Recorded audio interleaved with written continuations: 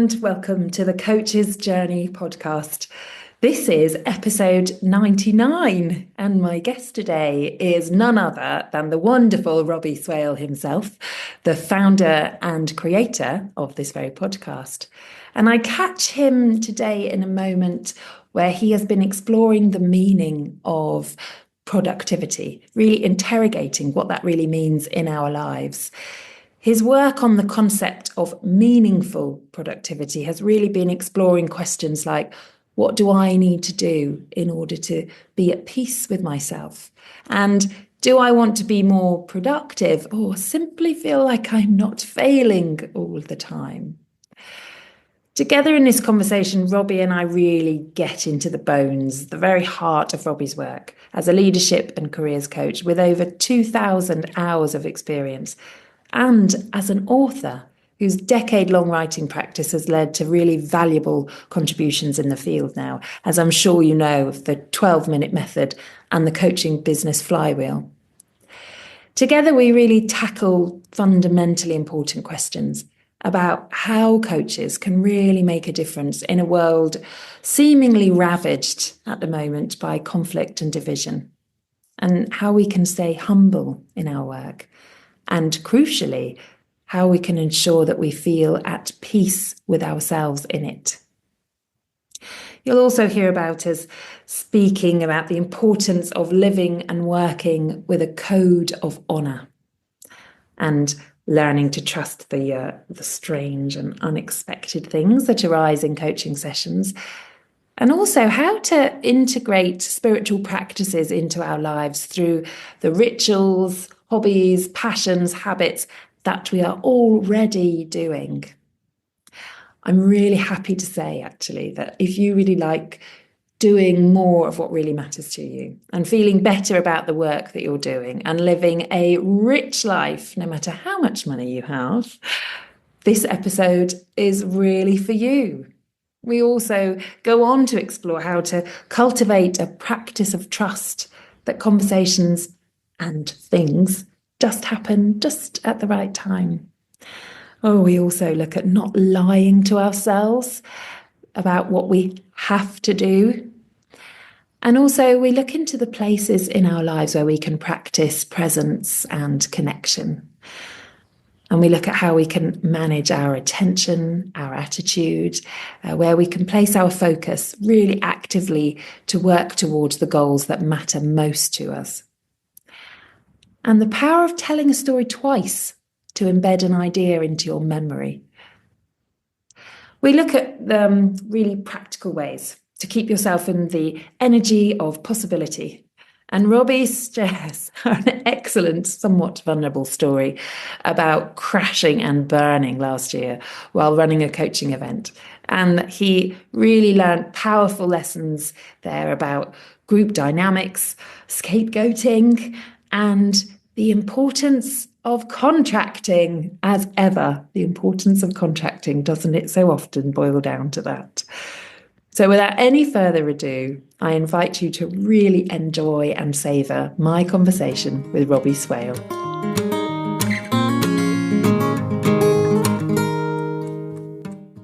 Welcome to the Coach's Journey, Robbie Swale. Hi, Joey. How interesting and nice to be here. Isn't it just? We've been waiting a long time for this conversation, Robbie, haven't we? Finally, we've managed to find 2 hours that work to delve, dig, or double click, as you like to say, on you and your practice. So let's get cracking.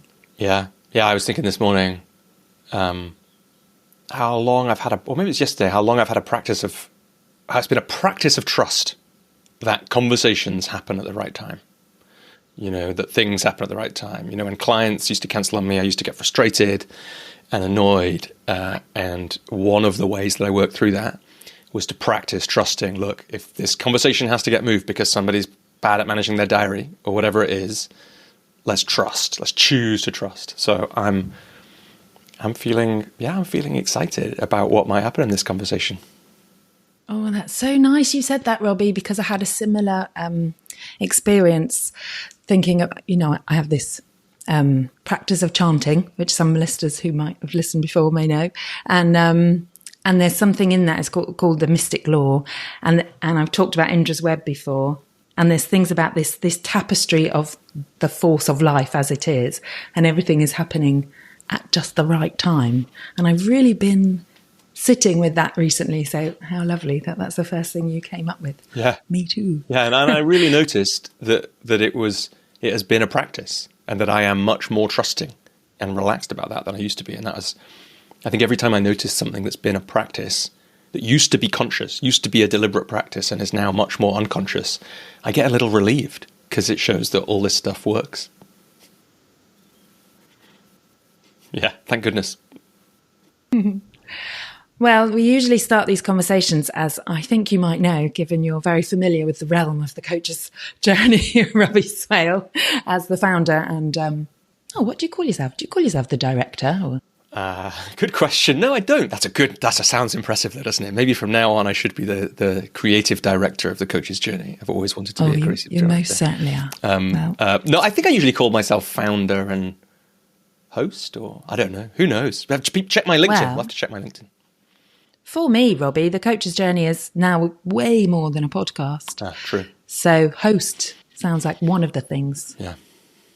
Something for you to ponder. Yeah.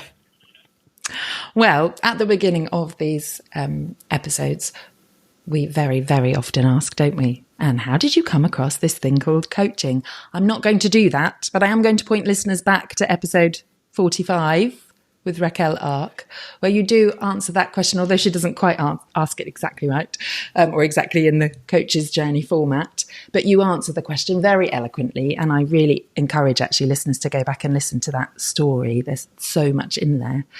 But here today, there's another question that I think you've brought up, perhaps outside of the podcast, so listeners might not know, and it's a great question. I think we can just start digging in straight away. How does your practice or your business look today? That is a good question, isn't it? Yeah, and I think it did come up. I think it's something that I would love to bring into the podcast more, and we'll see if listeners notice that happening. Just to get that to try and always get that picture from guests, because it can be different year to year and appearance to appearance. And if Raquel, whenever that was 2 or 3 years ago, had asked me that, the answer would be different to today. Yeah, how does it look today? I mean, like, how do I think about it? I guess, at the core of my coaching work has always been, although at first I felt like more of an imposter saying this, but has always been leadership work. And in a way, what I always think about as the kind of spirit or the backbone or the truest part of my business is the one-to-one work that I do with leaders. And that has always been quite a small practice from quite early on, years ago, when I was on the group program with Rich Litvin. I had that insight that small was perfect for me. At that time, I was thinking, 5 people really is what I want, depending on what it's surrounded by, right? And at the moment, there probably are 5 people in that practice, although they're not all on the kind of the highest intensity engagement that I have. So there's a mixture of engagements amongst those people. I could look up, actually. I've got a spreadsheet that will tell me how many of those kind of direct clients there are right now, but a handful. So there's that. There's the coach's journey. And often, in my practice over the years, that has looked, my work with coaches in terms of income has looked like usually between 10 and 20%. And occasionally a bit more than that. In my business, I sometimes worry about that because I think publicly how my business looks, that's why it's a nice question to be asked, is that the coach's journey stuff is super loud in the internet, whereas the rest of my business is much quieter. And in a sec, I'll get to how I'm thinking about changing that. Alongside that, and this has been true for years, although the partnerships have changed, is a set of partnerships with usually organizations where there's some leadership development work going on.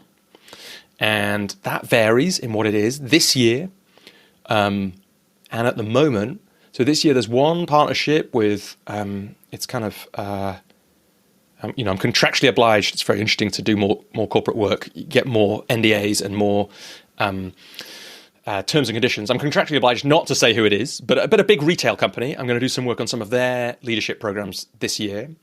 Facilitation. And that work in that example is a mixture of things.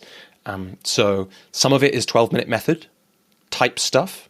Some of it is more, again, that more core leadership work around how do we help people really grow their sense of perspective and meaning making so that they're better able to deal with complexity. So there's that. That's a big part of it. And alongside that, the other partnerships these days tend to be often those things that I find a bit hard to say, but kind of speaking opportunities. So it's like come in and do a talk, do a workshop, and there's a set of those coming up. And then of course, then mixed in with all that are the kind of other things like that are part one and part another, like the workshop that's coming up with Claire Pedrick that I'm doing. Is that the coach's journey work? Is it a speaking opportunity? Like, what is that? How does that fit in? Who knows? And things like that. And then ticking along in the background, 12-minute method books. Ooh, yeah. More coming. So, oh, well, good question. Here's the thing I've been thinking about in the last few months. I always think of myself and introduce myself as a coach who also does some writing, right? And in coaching, whenever you work with a new coach, often there's this amazing, crucial moment where they start introducing themselves. I'm a coach, and I also have this other work that I do, right? But until that point, they're saying, I would have said, I work for like a leadership development organization in arts and culture, and I also do this thing called coaching. And I kind of mumble that off to the side. No, I never do that. There's this amazing moment. Yeah, exactly. There's this amazing moment for all of us where we first, usually we have to kind of pretend, we have to act as if a little bit. We have to kind of, because for many of us, and especially me, like we feel safer living a little bit behind where we actually are rather than a little bit in front of where we actually are, or even where we actually are. It's more comfortable to live a little bit behind. And so to downgrade something like coaching. But I've been calling myself a coach who's also a writer, and I'm partly related to some of my work with, what you might call one of my coaches. I started to suddenly look at that a little bit. And partly it came because, going back to your 12-minute method books question, when I said that a minute ago, I was just meaning they're selling in the background, they're a part of my practice, there are things and little emails and stuff that, and occasionally work that comes of those. But I had this thought, which is I have a book, a non-12-minute method book that's written, that is on my list. It's been on my list many times. I've mentioned it on the show many times, right? To publish, right? I think now it's actually going to happen. Whoop, whoop. I think, who knows? And then, which we might get to, I have a body of work coming about, that I'm partway through sharing about leading with honor. And I actually think that those blog posts, which are long read blog posts, by the time that series is done, which might be this year, it'll be easily long enough to be a book. And they're kind of, my friend Danielle did a really lovely thing about the third one of them, I think, which is the one about the code, exactly. She said a really lovely thing about it, like, this is a masterpiece and you need to do something with it so that more than a handful of people read it. She beat me to it. It's it's just magic. It's so informative and helpful and moving, full of possible practice. Yeah, it is my favorite of that series so far. And so there's a book there. There's an Honourable Leadership Handbook or something. And then I've got this piece of work that is about to come out as we're recording, like next week probably, will be public, but certainly will be out by the time this interview comes out, about meaningful productivity. And honestly, because of how much I've practiced just sitting down and writing over the last 10 years, I could sit down and write that book to a decent standard in a week, probably, right? So that means there's 3 books. And by the time, so if we think about publishing one of those a year, so this is where my thinking has to catch up with what is actually happening in the world, right? So I think of myself as a coach who happens to, on the side, do a bit of writing sometimes. And then I could potentially end up publishing The Power to Choose, which is the draft book that's partly out, which has been knocking around for years, this year, Honourable Leadership next year, and Meaningful Productivity the year after, or those two the other way around. And by the time that's happened, it'll be 2026, which is 7 years since if this makes sense for people who don't know it, so the 12-minute method books, of which there are 4 out, they're based on blog posts written between 2016 and 2019, so 3-year period. So by the time that third book that I might write comes out, there'll be another 6 years of that, which could be another 8 12-minute method books, right? So at that point, my worldview gets a little bit broken, and it's like, oh yeah, I can't really say that, like, I don't know anyone who is writing as much as me. So how can it be that I am thinking of myself as something else first and writer second? Like, is that okay? And so, maybe more 12-minute method books. Who knows? That's a long answer to your little comment there, Joey. Yeah, there's so much information in there. And I think it's helpful as well for listeners. So many of us do that shrink. I mean, when you spoke into the microphone and said, and I'm a writer on the side, you physically shrunk. And your demeanour changes. And I think often, I do it. I'm a CEO of an education charity and I have a private coaching practice. I do the same thing. And it's really interesting to hear you say that, because part of my practice, funnily enough, and this is something we might touch on later in today's conversation, is obviously you coach me and we also work together as team members. I'm not sure how supervisors listening will what they'll think of that. Yeah. But we were talking about it before. Like, so there's a lot going on between us in this conversation. Lots of little threads of relationship. Yeah. Which might make it, well, really interesting and have a kind of a more fluid dynamic. However, we need to be careful. We're not skipping over things that we assume everybody else knows. I hadn't thought of that until that very moment. So we'll pay attention to that. I think it's interesting because there's all these different elements to your business, and it reminded me again of that, the multitude of the tapestry of life force. It's like, here it is represented in one business, Robbie Swale's business, and because we started talking about something else, I've forgotten where the track was about the books. Oh, the being a writer and being a coach. Something about merging them, and I'm putting my hands together to show that equally in this lovely kind of delicious stew that makes up so many coaches' business that involve so many different elements. So thank you for that answer. And it sounds like we have lots to look forward to. Yeah, absolutely. I mean, there's certainly potentially work coming. Ah, there it is. The grandfather clock. There is work coming, and it'll be perfectly timed. Yeah. It's so good, isn't it? As Perfect the mystic law absolutely has just demonstrated beautifully for us. And it's a lovely little, perhaps not a segue, but a nice little marker that maybe we could slightly shift into something that just occurs to me very presently. We're talking in March 2025.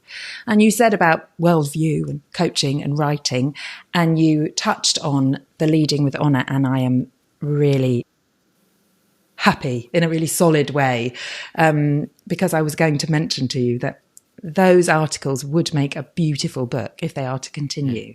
And they are long reads. And part of the research I do for these interviews is to read a lot of the guests' content, and they're long. I read them out loud, almost that audiobook style, and then listen to them back. So I know they're a 15, 20, 25-minute read, I think, in order.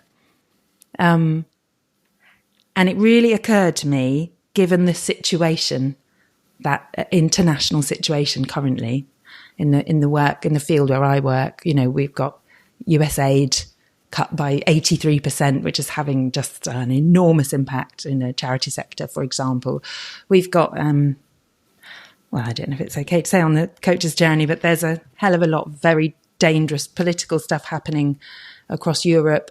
And I'm wondering if there was I think it was the Nobel Prize for Economics last year was won by a team of people who did a huge body of work to prove, maybe not beyond doubt, I don't think I'm qualified to say, but proved in a big way, that was a Nobel Prize winning way. These Nobel laureates tell us that the healthiness and the future of a country really lies within its institutions. And therefore, I was wondering, reading Leading with Honour, And in there is a lot of practice. I really recommend listeners to go and read and delve into these long read articles. Is, I think, how perhaps we as coaches can make a difference. So I'm not sure, Robbie, exactly what my question is, but I'd love to draw some information out of you that really reflects and honours and notices what is happening in the world. And lots of the coachees I work with are bringing this. It's heavy, it's concerning, it's horrific, some of it, to witness. And here we are, comfortable in our lovely offices, Robbie, having this conversation. So how do we affect, through our work, the more macro situation? It's such a great question. And I think it is, I'm always wondering with things like this, are we living in a particularly strange time? Or is it just that we are able to witness it in a way that has not been possible at any other point in human history?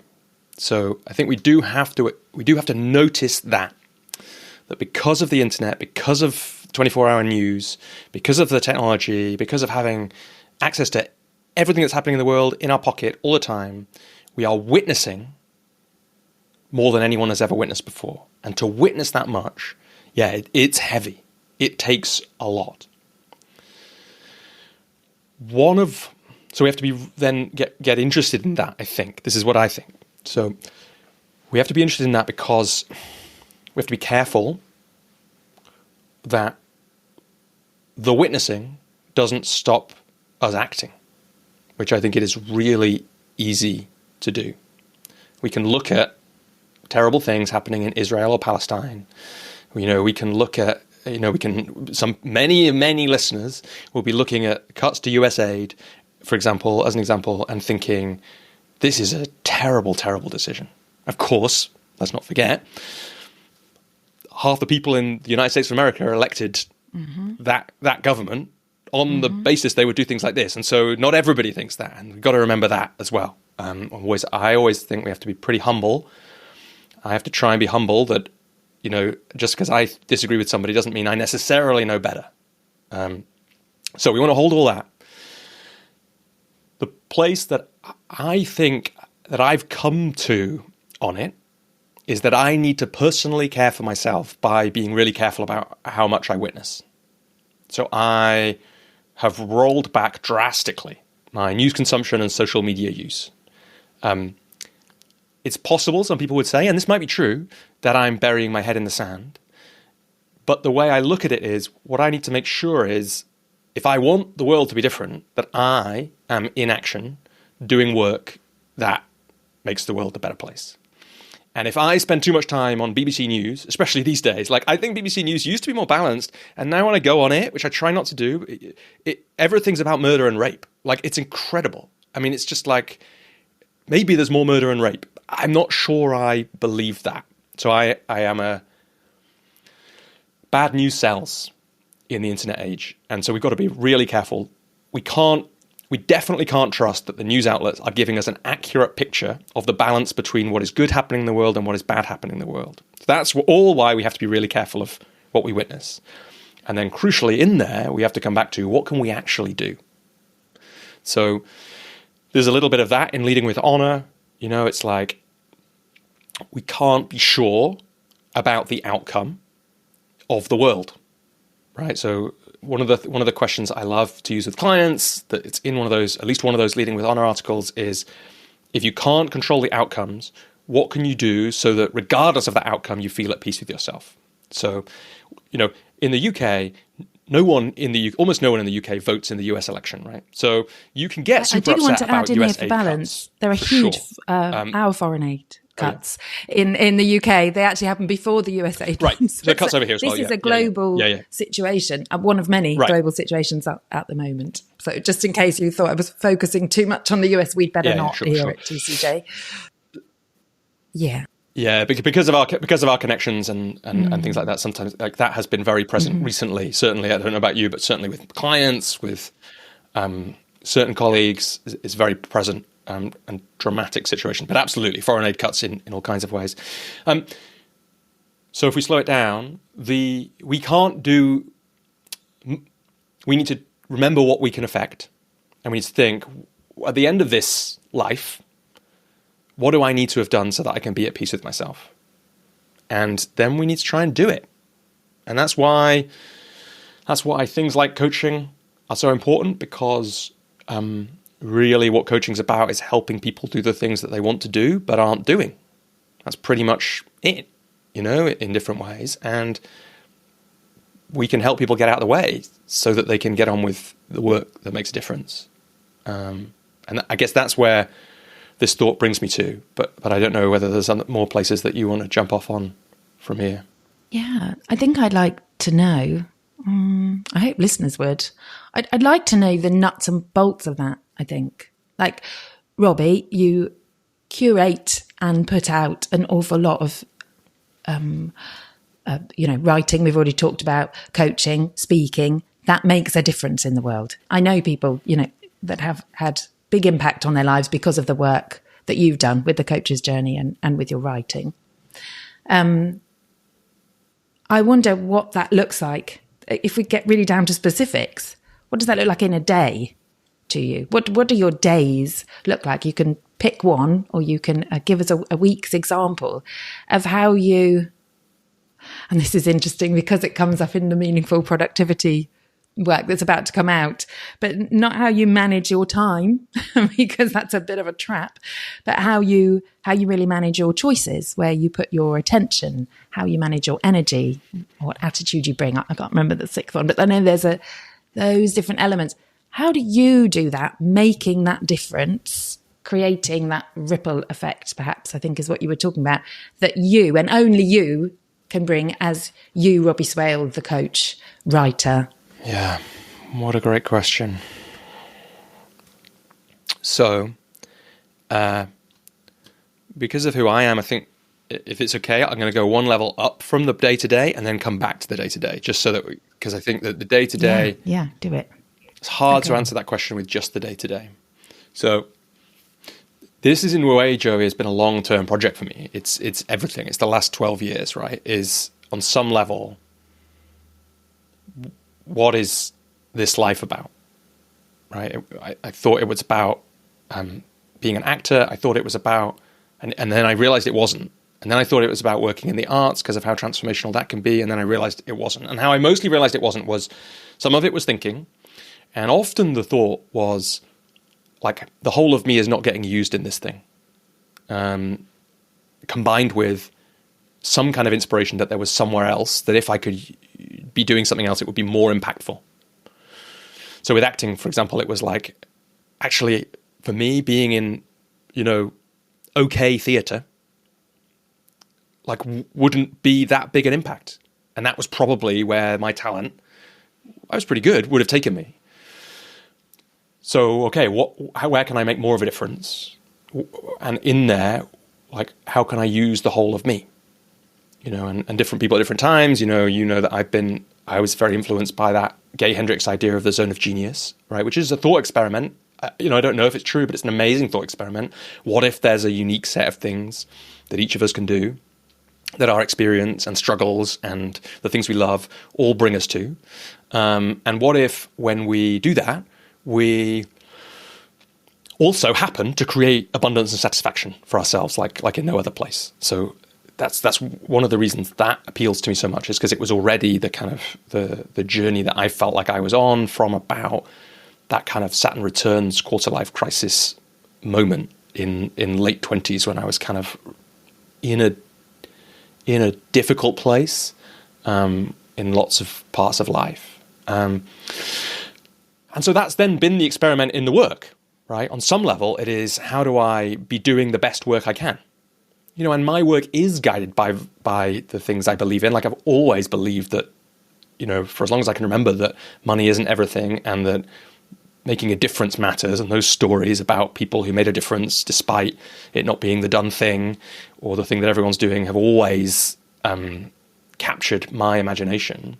And so I then end up making lots and lots of small decisions based on those ideas, which brings me somewhere like where we are now. And then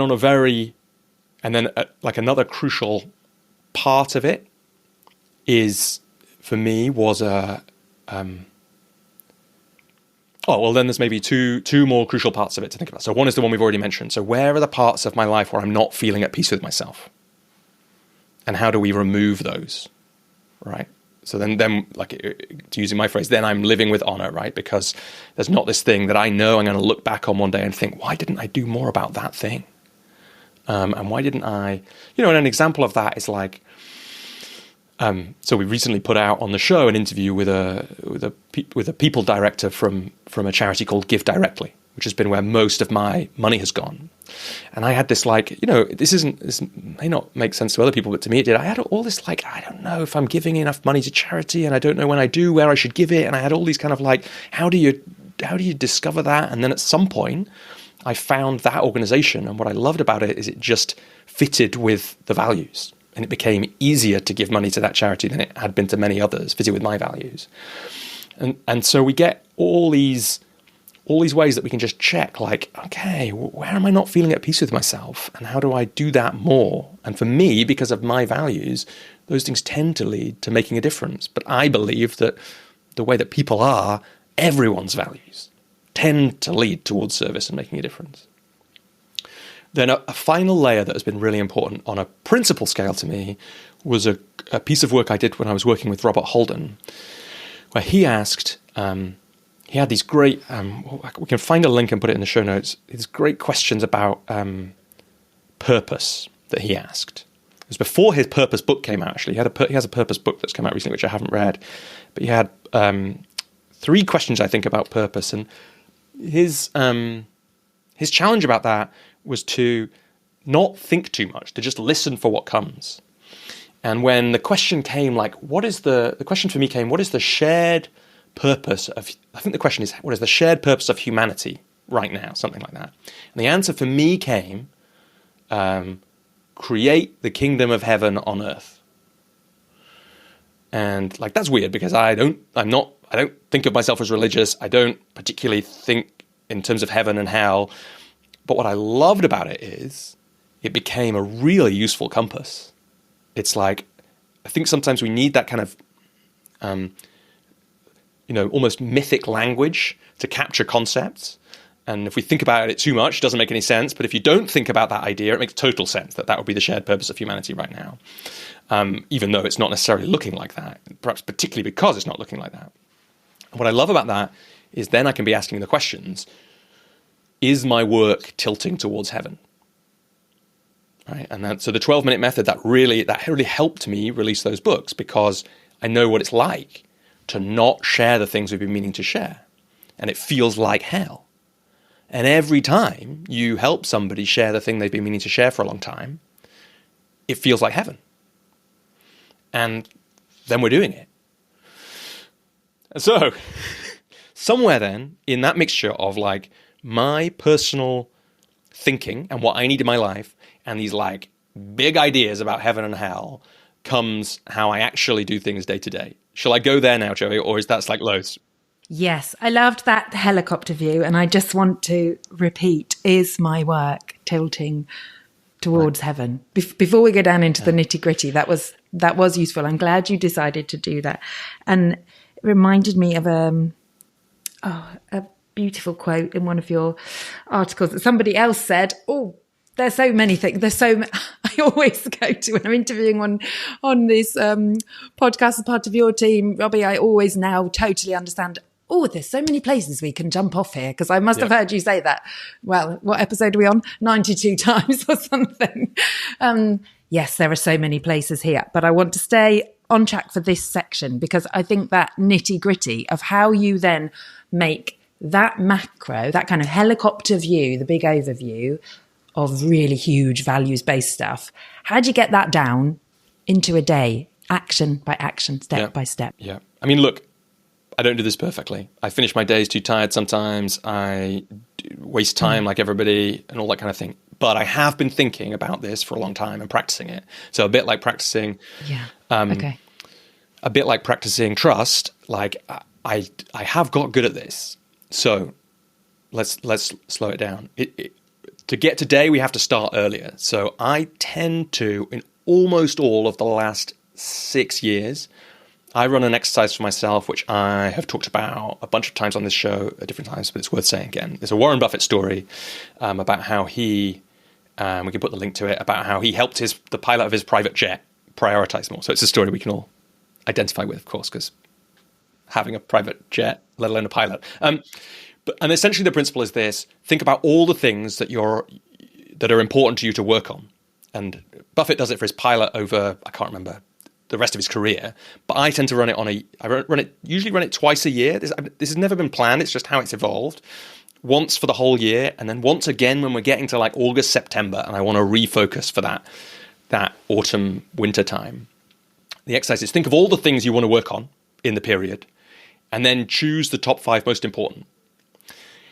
And then the crucial move is, because one of the key principles of productivity is saying yes to one thing is saying no to other things. And you have to say no to things in order to say yes to the crucial things. So then the top 5 become my goals for the year. And the other, 10, 15, 20 have to become the avoid at all costs list.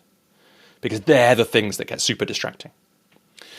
Because they're interesting and important and they make a difference. So likely, if you're someone like me, all 20 of those things on the list probably tilt the world towards heaven and are probably interesting and probably could be meaningful and could be quite fun to do. And we have to get rid of the next most important ones to do the most important ones. So then I've got 5 goals, and I've got much better over the years at choosing them and making sure everything is included. For example, learning has to be included in that, because learning is a thing that you have to spend a lot of time on if you're going to do a training course. And when I didn't include that, and at the end of the year I was wondering, why haven't I done all the things on my list? Well, it's because I hadn't included the learning, and therefore, I hadn't taken into account that I would need to say no to something else in order to say yes to a training course, say. So I've got good at running that exercise. So then what I'm left with is 5 goals for the year. And to be honest, I mostly trust, when I'm doing that, my intuition. So if I've got the list of 20, it's usually super clear what the first 3 things should be. Yeah. Yes, please do. May I interrupt you? Where is this list? I'm talking nuts and bolts. Practically, how do you keep this as a reference? Have it on a spreadsheet, because I like spreadsheets as a way to organize thinking. So I like that because probably the same. I like it because you can sort it easily. So you get stuff in a list, and then if I want to change the order, or if I want to change the colors of certain bits, it's really easy to do. So I have a spreadsheet now which is called Top 25 Things, because that's the Warren Buffett exercise, which has got these going back to 2017 probably. And then there'll be a tab on it which says 2025. And then it's got like a very simple table which is like numbers 1 to 25 and the things that might be on the list next to it. And then quite quickly, usually, I know 2 of them, maybe 3. That it's just like, it has to be. So for this year, it has to be the meaningful productivity thing has to be released. And that one I'd turn green. And then usually there are some that it's pretty clear, usually often, especially the first time you do this exercise, there are some fantastic ones, because there are some things that you feel like you should be doing. And now you've got permission from Warren Buffett, or me, if you like me better than Warren Buffett, to not do them, to say no to them. And that's fantastic. And then I turn those ones red, usually, the ones I'm definitely not doing. And then there's usually a little bit between numbers like 4 to 8. Okay. It's often pretty hard to work out which ones are going on the list. And sometimes you can cheat a bit, and it's like, oh, well, if I do this one, this is actually doing, if I'm going to do this one, I'm going to have to do these other ones that are on the list, so I can kind of include them all together. And you have to be a bit careful. I have to be a bit careful that I'm not cheating too much, because in the end, cheating on this kind of exercise just means at the end of the year, I won't have done what I wanted to do. And yeah, mostly I'm doing this mostly by intuition. And my reason for doing that is firstly, it's almost impossible to do it rationally. So you kind of have to listen to intuition. But also I trust these days, going back to Nobel laureates, Daniel Kahneman's work, is really the intuition is the kind of sum of all our experience. So all the thinking we do goes into the intuitive parts of us. So I've done all this thinking about tilting towards heaven and not hell, and what leaves me at peace with myself and what doesn't, and thinking about how do you change a system, all these kinds of things. And so my intuition is pretty good. And I tend to trust that intuition is coming from good places. And mostly it has been. And somewhere in this picture is like, I need some money to live, and I don't have a problem with that these days. I don't have there's no part of me really that thinks, which there probably used to be more of it, that thinks I should be doing like, I should be giving more work away, or I should be getting paid less for things. Like, I'm at peace with the way that I price and run my business. We could talk about how I got to that point. And I don't make huge amounts of money. Like, definitely loads of people, probably people we've had on the show, make more money than me. And in the last year, because my wife's had some stuff with her work, that's been a little bit more precious. I've got a little bit more thought on, okay, like I haven't concentrated on growing how much money I make for years, really. I've been kind of happy with, after expenses, my business last 3 years has probably been around £50,000 of like profit in the business. And that's been about right for me. Like, it's been good, really good, in fact. I worked in the charity sector, so I've been used to earning a lot less than that. And money is not that important to me. So like, but somewhere in there is that, I'm also interested and excited by the idea of growing the business. And part of that is because it's interesting and exciting. And part of it is because more things become possible for tilting the world, right? On a good day like this moment, where I believe I have something to say and where I believe it can make a difference, and I can see people out there who kind of get paid quite a lot of money to say less interesting things and less helpful things than what I would say, then I get interested in the possibilities of impact, which are sometimes correlated with the money that comes in. And in the cases where it isn't, the money that comes in often facilitates impact in other places. For example, I once heard Seth Godin say he has 2 fees for speaking, like some very expensive fee and nothing. And then, so he doesn't negotiate. So either you pay the fee, or it's a cause that he loves so much that he'll just come and do it for free. And those things in a person's life, they allow each other. So do you want to pause there, or shall I go from that to day to day? No, I'd like to pause, because there were 2 things that came up. One I won't touch on just yet, nice. But it's about memory, so I will hopefully remember. And before that, am I understanding right then? Because I think the stories, I get, I've heard them called money stories, but this is more about the sensation in your body and your gut about, well, to use coachy terms, scarcity and abundance. And I've heard you and others say, we all know in our practice as coaches that we have these kind of lulls where things start to dip, and all of a sudden we're like, oh, we've got more new work coming in. And then we somehow we have lots of work and we're really focused on the work, and we don't realize that the next phase, we haven't focused on that enough. So I liked it that you had the spreadsheet to keep referring back to. And I guess you have a practice of referring back to it, Robbie. Yes. I mean, we can calendar reminders or... Yeah, no, not specifically. So I tend to, after the first couple of rounds and seeing how useful that practice was, honestly, it stays in my mind enough. But in the more recent years, so for example, sometimes one of my 5 goals will be a really explicit, if I'm in a lull, will be a really explicit money goal. Like, I need to do a whole load of work so that so my goal is to have 5 new clients signed up by December, if it's August or something like that, right? Like, I need to create, my intention is to create 3 new partnerships in 2024, I think it was. I can't remember exactly what the goal was, with organizations, because I need that kind of thing in the business ecosystem for this thing to keep going. These days, I'll show you actually, people who are watching on video. So these days, this is how I organize my to-do list.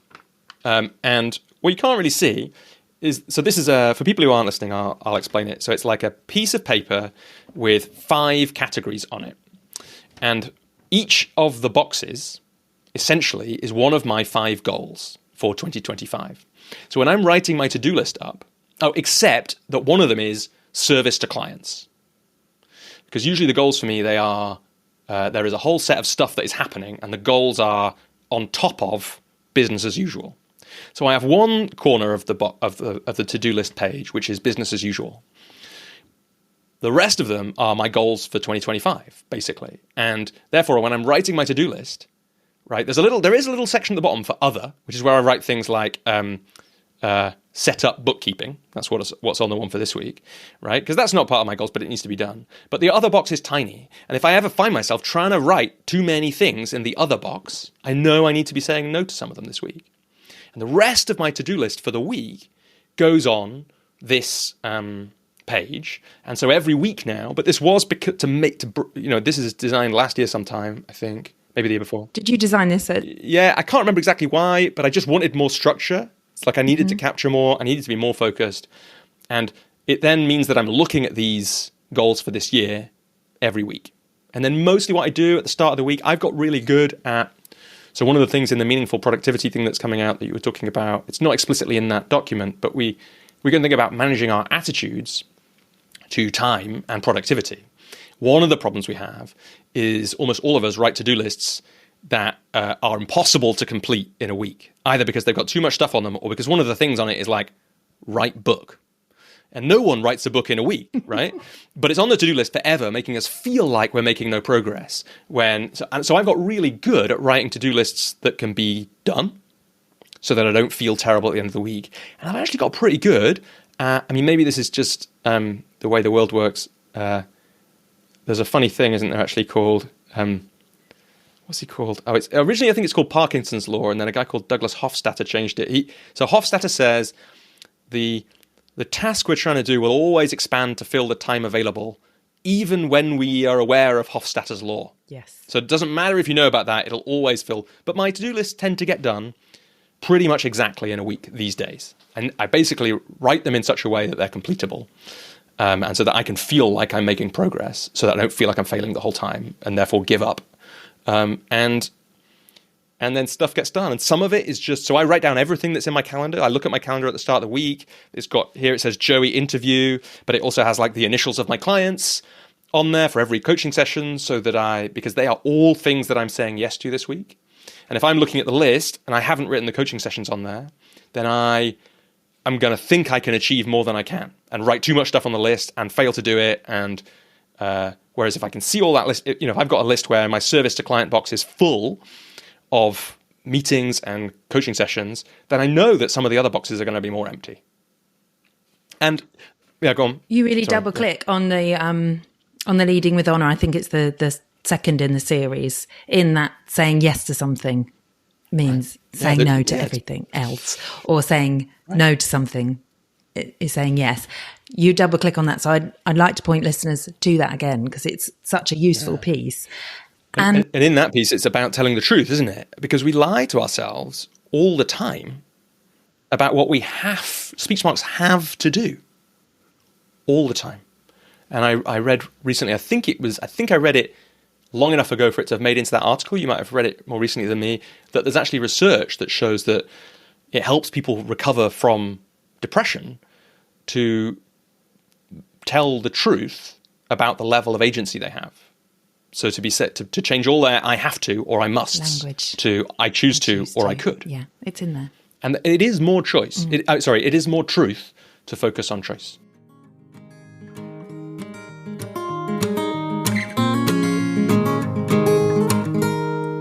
Hi everybody, just a quick thing before we get back to the show. If you like what you're hearing on this episode, the chances are you'll love an introduction to the coaching business, Flywheel, a free ebook available at thecoachesjourney.com. It's the most important piece of content I've ever created for coaches, boiling down everything I've learned from this show, from working with master coaches and from my own experience into one simple model.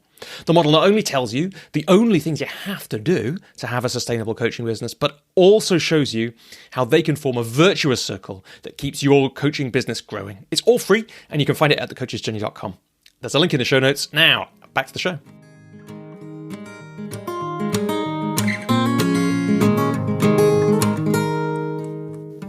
I'm happy that you went into the details of the to-do list and the template, and I'm thinking, there might be another resource in that, Robbie. And yeah, I tell you what, I'll make a blank one and we can put it in the show. Oh, if we could. I mean, it's the most simple, pointless thing in the world. Well, but, everyone has their own design. What I was going to ask about, I'm glad you did, because I think that's really useful and I'm really into the nuts and bolts this time. However, it would be really wonderful to understand how you came to that point of feeling so comfortable about income and money.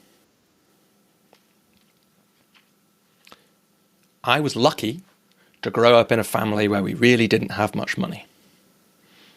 So, like, we had a lot of things. I had time with my parents. I had love. We lived in, like, when I took one of my friends who grew up in Liverpool once to the house where I grew up, he was like, you mean you grew up here all the time? And I think he'd moved house, 8 times around different estates in Liverpool when he was growing up. And you stand on the end of this garden, which was a totally ramshackle little house. We did not grow up in a nice house. It's like a 17th century farmhouse, and it felt like it, especially when we moved in the late 80s. And now it feels a little like it, but obviously is nicer after 30 years of 40 years of work. So we had that, but we didn't have a lot of money. And so when I notice, even in my family now, my attitude to not having much money, compared to Emma, my wife, who grew up in a family with more money than we did for sure, it's really interesting because I basically know that you can have a really nice life with not much money. And I'm very lucky for that. Of course, I was unlucky in other reasons, things we couldn't do. I didn't go abroad. I went abroad once, I think, before I was like...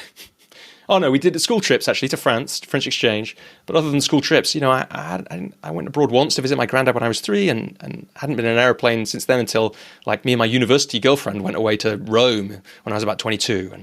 And there were lots of other things we missed out on and didn't have, but that for sure helped. You can have a really nice life without much money. Right. One of my clients was telling me, I've never got into it particularly. There's a guy called Ramit Sethi. And he has a podcast apparently where he interviews couples about their money problems and then coaches them on it. So apparently my client loves it. She was telling me, she's like, listens to it all the time. It's great. One of the things he says is, he's always trying to get to, the question he has is, what is your rich life? Right? And that's not how much money do you need to be rich? Like, what is the life? And those lives need money, some money, right? But they don't need loads of money for most people. And they need less money than people chase. Many people chase.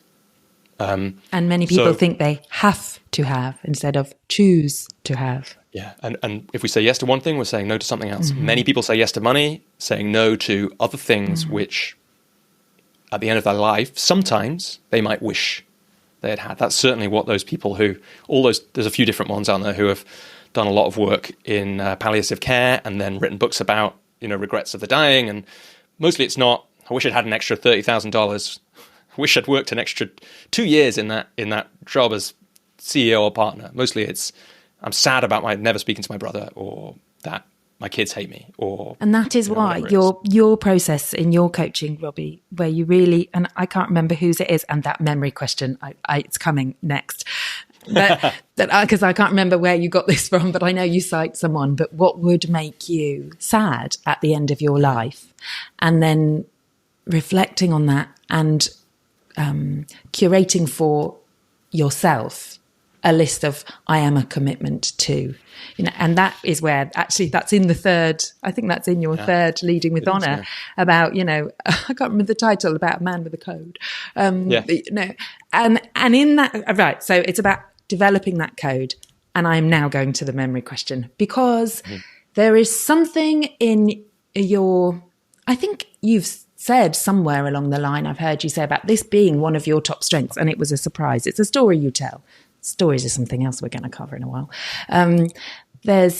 You are an assimilator of huge volumes of information, that you somehow have this storehouse. I would love to go through the last 10 minutes of conversation and tick off every time you cite somebody else, and you remember the name, you remember what they said, you often remember where it's from, and it's usually, I can't think of an example where it hasn't been, relevant. How the bleep? How do you do that, Robbie? Because you do it quite an unbearable almost to keep up with amount of times in any conversation. Yeah. Do you have a method? Great. Great question. Great question.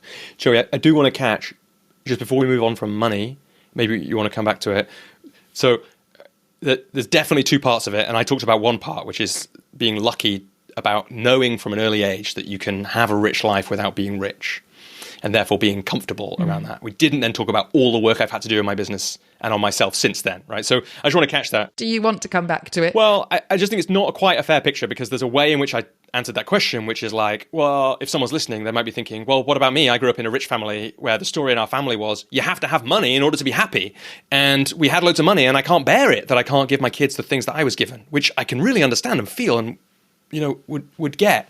So it is just important to say, I then did a load of work around money, and I practiced, and I chose in my business to charge more and more money and do the work on myself that I had to do to make that work, to make that land, to make it not make me feel weird, and to remove and kind of look at in the cold light of day the kind of allergies I had around business and money and profit, so that because they weren't accurate, they weren't true, they were just like stories that I had again. So it is really important to say, I've thought a lot about when and why and how is money important, because it's really important to say it's not everything. I think for almost no one is money everything in a rich life. I'm going to do too many negatives here, but it's also not nothing for almost anyone, if that makes sense. So say that again. So money isn't everything. Yeah. In a rich life, but it's not nothing either for almost everybody. Mm-hmm. To have a rich life in the world we live in, and some people hate money and think you should take it away. I think that's a terrible idea, because money is what means that we don't have to work out who value, they used to trade goats, right? We don't want to be trading goats anymore. Money is an amazing shortcut and measure so that I can buy something from somebody without having to work out if the dice I've got in my hand is worth more or less than the elastic bands I want from you, right? That's just we just don't want to be in that situation. Money is useful, but we project all kinds of things onto it. It's an incredibly powerful place to do deep shadow work.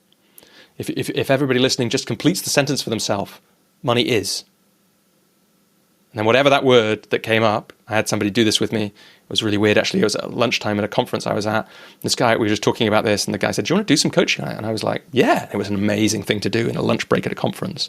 Made the conference way better. But, that word that comes up is a thing that we are all projecting onto money. And you can do that work. And it's not about the money, right? It's about us somehow. So doing all that work. It's not about the money. It's about us. Almost never about the money, right? Yeah, there's a Robbie Swale quote. Yeah, it's good. That's good. Yeah, that can be the title of this episode. No. It's my work tilting towards heaven. That's so far. We'll have a few more contenders, I'm sure, before the next hour is out. Yeah. So all that money stuff is really important. And you have to get to the point where it's okay to have money. Yeah. Many of us have stories where money is, if for us money is greed, for example, if that's the word that came up, and greed is a value that it's not okay for you to have, then you got a story where money is not okay for you to have. And that's going to create all kinds of problems for you in your life, as it has done for me at different times. I could have had way more money if I had better money stories, more accurate money stories earlier in my life. And you've written a story in one of those articles, I think it's the third, Leading with Honour, about the girl you did some wonderful work with. And then because of your body language there, if anyone's not watching on YouTube, Robbie, I almost want to hug you. Yeah. It's a hard story to read. And the thought of the sensations in both of you as she must storm away, right? That's a money story there, coming to the fore unconsciously and creating for you difficulty. We can't know the outcomes. There's an outcome that was for you both. Exactly. Both are money stories in that case, probably somehow, as wrapped in other things as well. So just really briefly, check out the article for the full story. But basically, really briefly, once I had a client who I'd done amazing work with, just the kind of work you dream of. It was the first couple of years of coaching. So it's like the kind of work you dream that one day you'll do, where it's genuinely transformational in an extraordinarily short space of time. And she basically wanted to stop the coaching early. And my contract didn't have any space for what happened. I'd never had to do this before. I'd never thought about it. So I didn't know what to do. And I kind of rumbled with it in the moment. And to give myself credit, I was kind of brave enough to have a difficult conversation. But what I learned from it, the reason it ended with her storming off, basically was never in touch with me again, and lost all the potential referrals and testimonials and good feeling that could go with that, so that when you mention that person now, my shoulders just drop and I sigh, right? So, but the reason it's in the article is you have to learn from those things, right? You have to build a code so that doesn't happen again, or build a coaching agreement so that it's super clear, so that you know when all your money's the reason to have good agreements with your clients, right? So that when my stories are going and their stories are going, I don't fall back on, whatever I do in my habits under threat. I fall back on a bit of paper, which I thought about when I was thinking clearly with a supervisor, and which now says a really neat thing about what happens when somebody cancels. And if they want to pay me more than what it says at that point, they can, but they don't have to. And they've known that from the start if they've read the thing, and I know it. So that's why you need agreements. And another word for an agreement, I guess, is a code of honor in business. Or you could look at it that way to connect it to the article. So, that's very you, Robbie. A code of honor. So maybe I should change the name of it. Maybe I'm going to write that down. Change agreement name to code of honor. And I'm writing it down too. And as we always seem to recognize in lots of our coaching and in my own supervision, it almost always comes down to the code of honor, or how you've contracted this. So there's a good example of that, not just the money stories. Great learning. I think so. So there's loads more we could say about money, but should we do the stories? Please. The stories and the citing? Well, not stories yet. The memory. I would love to understand, or know if you've got any practice, because it's hugely useful as well in coaching. We have all sorts of frameworks and ideas and questions, and actually what we really want to do and what brings about the best coaching is to be utterly, completely present. And then occasionally when I'm coaching, not occasionally, maybe a little more often, I have a small panic knowing there's something here that could be really helpful, but my filing cabinet somewhere in the back of me, because I'm just really here with this person, is not opening the right drawer. And you don't seem to, from the outside, have that problem. And I'd love to know why, how, what you do around that. Yeah, and you know me, Joey, so there's going to be a long answer to this with many parts to it, isn't there? I'm just really spotting that in myself in this call. Exactly, buckle up because Joey's doing such beautiful listening as well. It's very easy to do it, Joey. So, but please interrupt me when you want to. Okay, thanks for the permission. So I think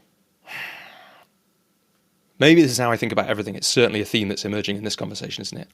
I think there are some things that either naturally or through much practice in early life do come now naturally to me. So either from maybe genetically, one of the weird things about me is something about memory, or maybe I somehow practiced that loads and loads early in life. And so now I have a memory that does work differently to a lot of people. Like I do remember, when I was in school plays, for example, it was way easier for me to learn the lines than for other people. Okay. I was good at school. I was really good at school when I went. So I was home educated for a while. Maybe that's some of why this is true. Then I went to school. I was really good at it. Part of that was I could just remember things. So I could just it's just at school you can really see it, I think. And that's why I do think some of it is genetic. Because just like you can see, just like there's one kid that is really good at football, but then when they also do a sport that no one's ever done, they're still the best at it, right? Like that maybe that's practice, but maybe it's more than that. And I was really good at remembering things. So let's put that in this mix. Mm-hmm. Okay. Yeah. And it tells me a lot about why you went to the theatre, because learning lines is huge. And if you can learn the lines, then suddenly, once you've learned them, you can be focusing on the next level of complexity of the acting, right? If I'm panicking less, I can be in the moment much more. And when do you think you learned that? Because that's something else. That's not genetic. That's something that's a new understanding. So it gives you impetus and motivation to learn and store. Exactly. I mean, I don't know. I would guess, depending on exactly what you mean by that, I would guess the conscious awareness of it much more recently, since I started doing lots of work on myself in the last 10 15 years. So, but there you go, the acting, right? That was my hobby for a long time. So if I think about, I'm very interested in practice. Like if I think about what have I been practicing for a long time? Okay, well, I've been practicing learning things and then delivering them to people in a moment that makes sense, in a way that makes sense a lot. Okay, so there's definitely some of this may be natural and some of it is definitely practice. And in a sec, I'm going to get to the stuff that happened from the start of coaching as well, which I think is different again. But for people listening, it's really important to say, not everyone, no one should be trying to do it like I do it. They should be trying to do it like they do. Thank you for saying that, yes. And so there will be some unique things. Now, for people who love my work, there's a reasonable chance that they're going to be good at some of the things that I'm good at, right? That's a piece of, it's a good piece of shadow work again that, I remember when I was working with Litvin years and years and years ago, I remember thinking like, when you admire stuff in people, it's usually because you have the potential to be good at that too. And that was there's an adjustment there. It's like, I could be good at some of these things that Rich is doing. And then I can start playing with that as an idea, as like possibility. So if you admire that storytelling thing that I do, or that resource sharing thing that I do, it's probably because you have the potential to do it. You, for example, also a very clever person, also has practiced storytelling a lot, definitely have the potential to do that, right? Oh, I love that seed of hope there. Thank you very much. There you go. And then let's like catch a couple of other things. So one of my dad's old friends is a guy called Davis Hughes, and he runs this amazing charity place on the Llŷn Peninsula in North Wales called Felin Uchaf. And I'm going to put a link to it just because I've been in North Wales recently and so I've been thinking about David and this place. And if you go to the website, which we'll put in the show notes, you'll see why I love it. And one day I'm going to take a whole leadership team from some crazy, Fortune 250 company and take them there, and they're going to have the best time. David was one of the things he does, amongst being, he was a marine biologist who went to Antarctica and got kind of bashed by a, bull seal and almost died. And, he catches salmon with his bare hands. And he's a friend of mine. He's a friend of my dad's. Okay, friend of your dad. That's right. Okay. I also went to volunteer at David's Centre. You can volunteer there. I volunteered there for a month about 12 years ago. And one of the things David also does is he is a storyteller. And when I was volunteering with David, he said when he hears a new story, so let's say he's traveling somewhere and he learns a new French folk tale, what he knows he has to do is he has to tell it twice within the first 24 or 48 hours, I can't remember which. This is gold. And after that, he's got the spirit of that story in him. Yeah. Given that he's a practiced storyteller, he's got enough reference points in him to retell that story forever, is what he said. So this is how these stories get into me mostly, right? I noticed this when I started coaching, and I remembered that thing that David said. I've been thinking about it quite a bit. Did you tell it twice within 24 hours of hearing it?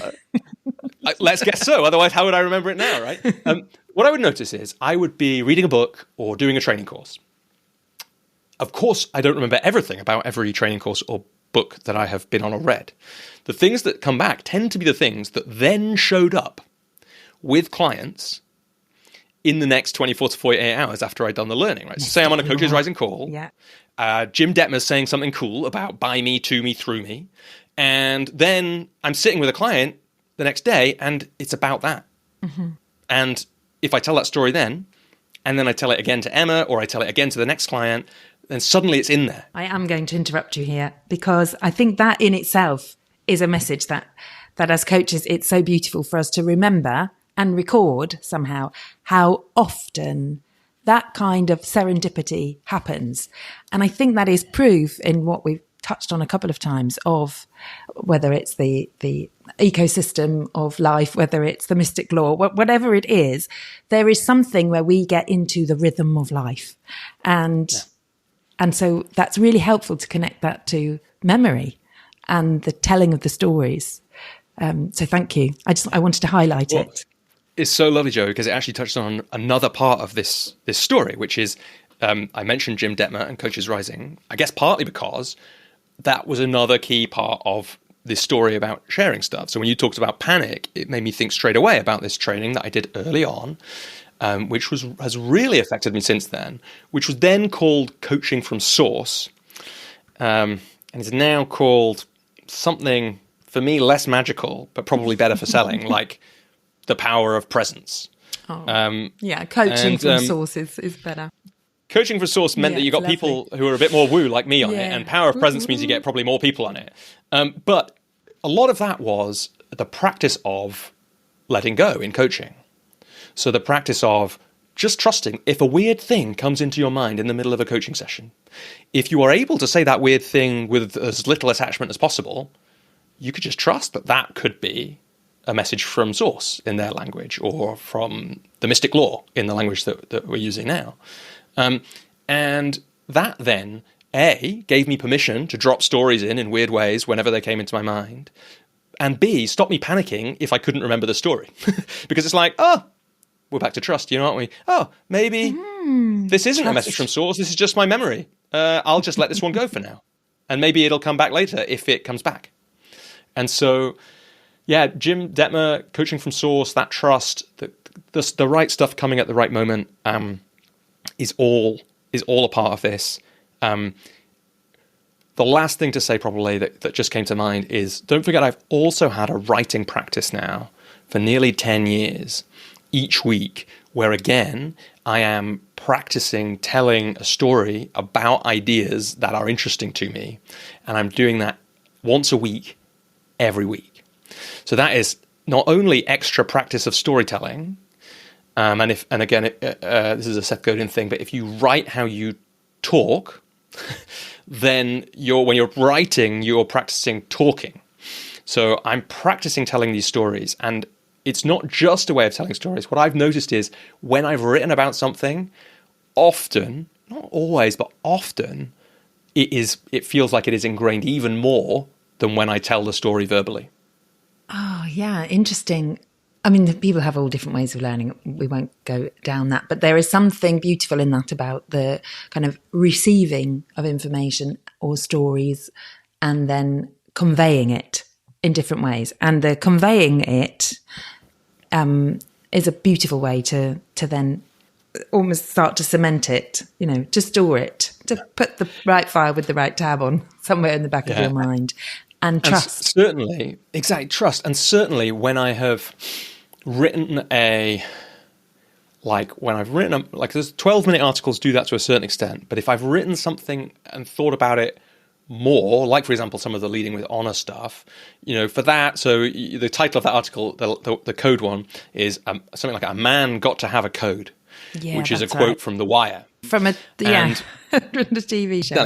And so the great thing about that is I had that vaguely in the back of my mind as a story, and I would tell it a little vaguely occasionally. But for that article, because it's not a 12-minute article where I can, the 12-minute thing is great because I can get away with making mistakes in it. But if you're writing a thing which you're taking more time over than that, really, I think I feel like I have a responsibility to check some stuff. So I went back and watched a bunch of YouTube of The Wire clips about codes. And now I know exactly how that line comes up, and it's actually way more, and I tell some of this story in that article, way more relevant to the point of that article than I thought it was. Because it's exactly about, and The Wire, the TV show, is mostly about this, in my view. It's really about people getting dragged, the systems that people are in, dragging them away from what they believe are the right things to do, or journeys people go on from being morally in one place to being morally in a different place. And who's the good guy? Normally it's the cops, not the drug dealers, but actually is it the drug dealers in some of these situations? And what do we think about that? And so when you really slow down with something like that, that stuff is definitely more in me now. And then, but it comes out from presence. It comes out almost from entirely. Presence. And that was part of the question I asked, I think, wasn't it? When you are present. So it's about trust in that presence and trust in yourself and trust in the, whatever it is, the life force, the mystic law.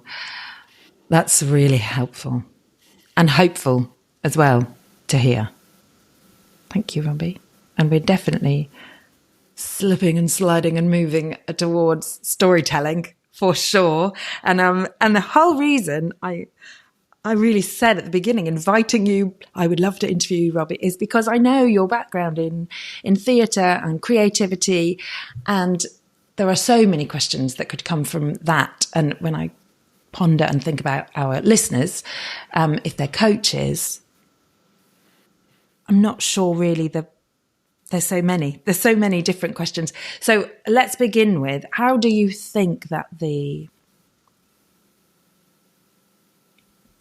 that sense of curating storytelling then is, what are the parallels inside of your coaching sessions, Robbie? What do you bring to your coaching with those stories? And when I say stories, in fact, I'm going to be like you now, talk a little while. I won't be too long, I promise. But to prepare a little for this interview, I know we're both fans of Frank Turner. So I've been listening to Frank Turner. And as I did, it occurred to me, the lyrics, and the way you shine like truth in all you do. There's so many lyrics in his song that he beautifully remembers, of course, that really are so appropriate and could work so well in lots of my coaching conversations, and therefore I'm sure most people's. And the same with theatre, and the same with the fantasy novels that you so love to read and draw on a lot. I'm wondering, it might be helpful for listeners to really understand then, how do you draw on all that stuff, bearing in mind the trust and the memory and the things that might just come up and you trust it? How do you really use all of that in your coaching sessions to support your clients through transition or whatever it is they're there to change?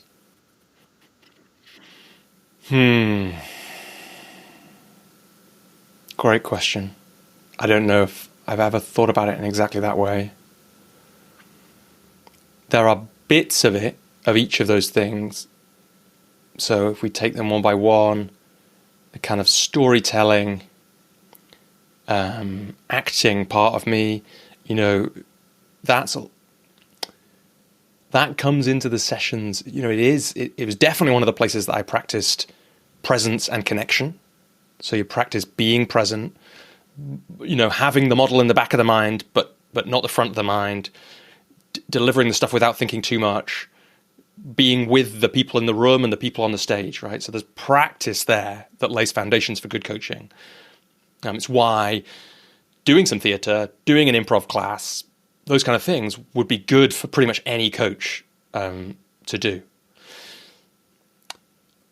Some of most of the songwriters that I love are people who are in inquiry, and Frank Turner's a great example, somebody who's trying to make meaning of life, but also trying to do more than that, right? He's trying to, in lots of ways, in lots of parts of his music, he's trying to help tilt the world towards heaven and away from hell, right? People can go and listen to Be More Kind. It's incredibly obvious. That whole album was made in the middle of 2016 when the world went really weird. And that song particularly, but that album more generally, it was a really active attempt to do that. And I went to a gig he did after the there's the clock again. I don't know if the audience can hear that. It's great. It's great just to remind us to move on. But I went to the first gigs he did after the pandemic, or maybe even midway through. It might have been late 2021. So it might have still been a lockdown to go after that. I can't remember. And when everybody sang "Be More Kind" in that room, he all lost it basically. Which I've probably been to see him play 30 gigs or more, and I don't think I've ever seen him as affected. And we could all feel it, because we'd all been starved of connection. We'd been starved of kindness. And there we were together in a room, all freaking out a bit because we were in a room with 3,000 people and none of us had done that for 2 years, but all just so alive to what that meant when you've got 3,000 people singing "Be More Kind, my friends, be more kind." So often those people have, but, and some people, wouldn't like this, but, for me, Noel Gallagher is another songwriter that I love. He's always been, his songwriting for all the time that some people would say those lyrics make no sense, he's connected to source in his work and in his songwriting a lot. And he wouldn't definitely call it that. So those experiences, being in those moments, those bands that I love, like Oasis or Frank Turner, when you go and see those people live, you are connecting again. I would say in this moment, what comes up is we are connecting to that mystic law, to the life force, to the source. That's what people do when they get together with 3,000 or 50,000 people and they sing together the songs of people who are trying to understand what life is about. And how do you distill that or carry a piece of it away with you and then use it effectively in your work? Yeah, good question. Look, some of it is, I'm getting this now, I've never thought of it this way. That has been my religious practice, essentially, right? So you're chanting, right? There's no doubt that the chanting you do, before a coaching session, in a morning, say, is going to have an impact on that coaching session, but also that the sum of your chanting over a long period is present in every coaching session you do, because it's about personal transformation. And music for me, the listening, the watching of live shows and participating in them, the playing of music, I mean, for almost everybody, it has that effect. Whether even if you're into, electronic dance music, I imagine I'm not. When you go along and you dance for hours, there's no way that you're not having some kind of mystic experience on some level, or some version of that, I guess. What I love about the songwriters, which I guess I don't get so much from something like that kind of dance music, is that it is often explicit. Like you say, if the somewhat mystic experience you're having of being connected to people and music is reinforced by lyrics like "The way you shine like truth in all you do," Turner knows it, right? He has a song where he says, and he has a song where he says there's no God, but he also has a song very explicitly where he says, I can't remember, like, I am the preacher. Like, he kind of knows that he's doing that, and that bringing people together is replacing the church that none of us go to anymore. So these things, they matter. They do sometimes come in. I sometimes share Frank Turner lyrics. We once had a Coach's Journey community call where we did a dance to recovery, that you led a little intro to it, and we made up a little dance, which for me was really fun, and for some people was excruciating. And, sometimes these things, they do come in explicitly, but I think those things, all of them, and we could go to the fantasy novels, they are all my way of connecting to something bigger. So they are they really are spiritual practices. Coaching from source. Right. Yeah. I mean, there's, you look at my life, there's no way that you could say that Shakespeare and Noel Gallagher and Frank Turner and David Gemmell and who else would it be in fantasy? Mostly David Gemmell, but also Robert Jordan and some other people, that they haven't coached me. It's obvious that they have. Why are we talking about, why is my article about codes? It's because one of David Gemmell's characters has a code, and that helps me see for a long time why it's important to have that kind of code. And, why do I have a set of books called The 12-Minute Method? Well, because for years I was listening to this shouty guy from Winchester say, That's Frank, by the way, it's worth people don't doing know the work. Winchester. It's Frank Turner, yeah. yeah. It's shouting, singing beautifully about it's worth doing this work, even if, it's just for you and the three people that are there. If it's, keep it going, don't give up. The journeys, here's my favorite one. I had a 12-minute article about this. If I ever got a tattoo, it might well say, in the end, the journeys brought joys that outweigh the pain. And that's transformation. No one wants to do it. No one wants to, but that's from a Frank Turner song called The Journey of the Magi, about, what if when Odysseus got home, it wasn't a joyous reunion with his wife and his son, everything was different. And maybe he'd sit down and say, I could have stayed, I could have played safe, but in the end, the journeys brought joys that outweigh the pain. So that's why I'm doing this stuff. Just to rewind a little, What was the insight? You hadn't really thought about this before, if you were to distill it now for us. Yeah. I can't remember exactly. It's great that we've got this recorded. We can listen back. I think it's this piece we're kind of in a little, which is that we've gone past it a little. Actually, you're right. I think it was that thing I said a few minutes ago, that those things that you've connected that I would have never necessarily connected in the way that you just did, storytelling and theatre, music like Frank Turner, fantasy novels, that they are spiritual practice.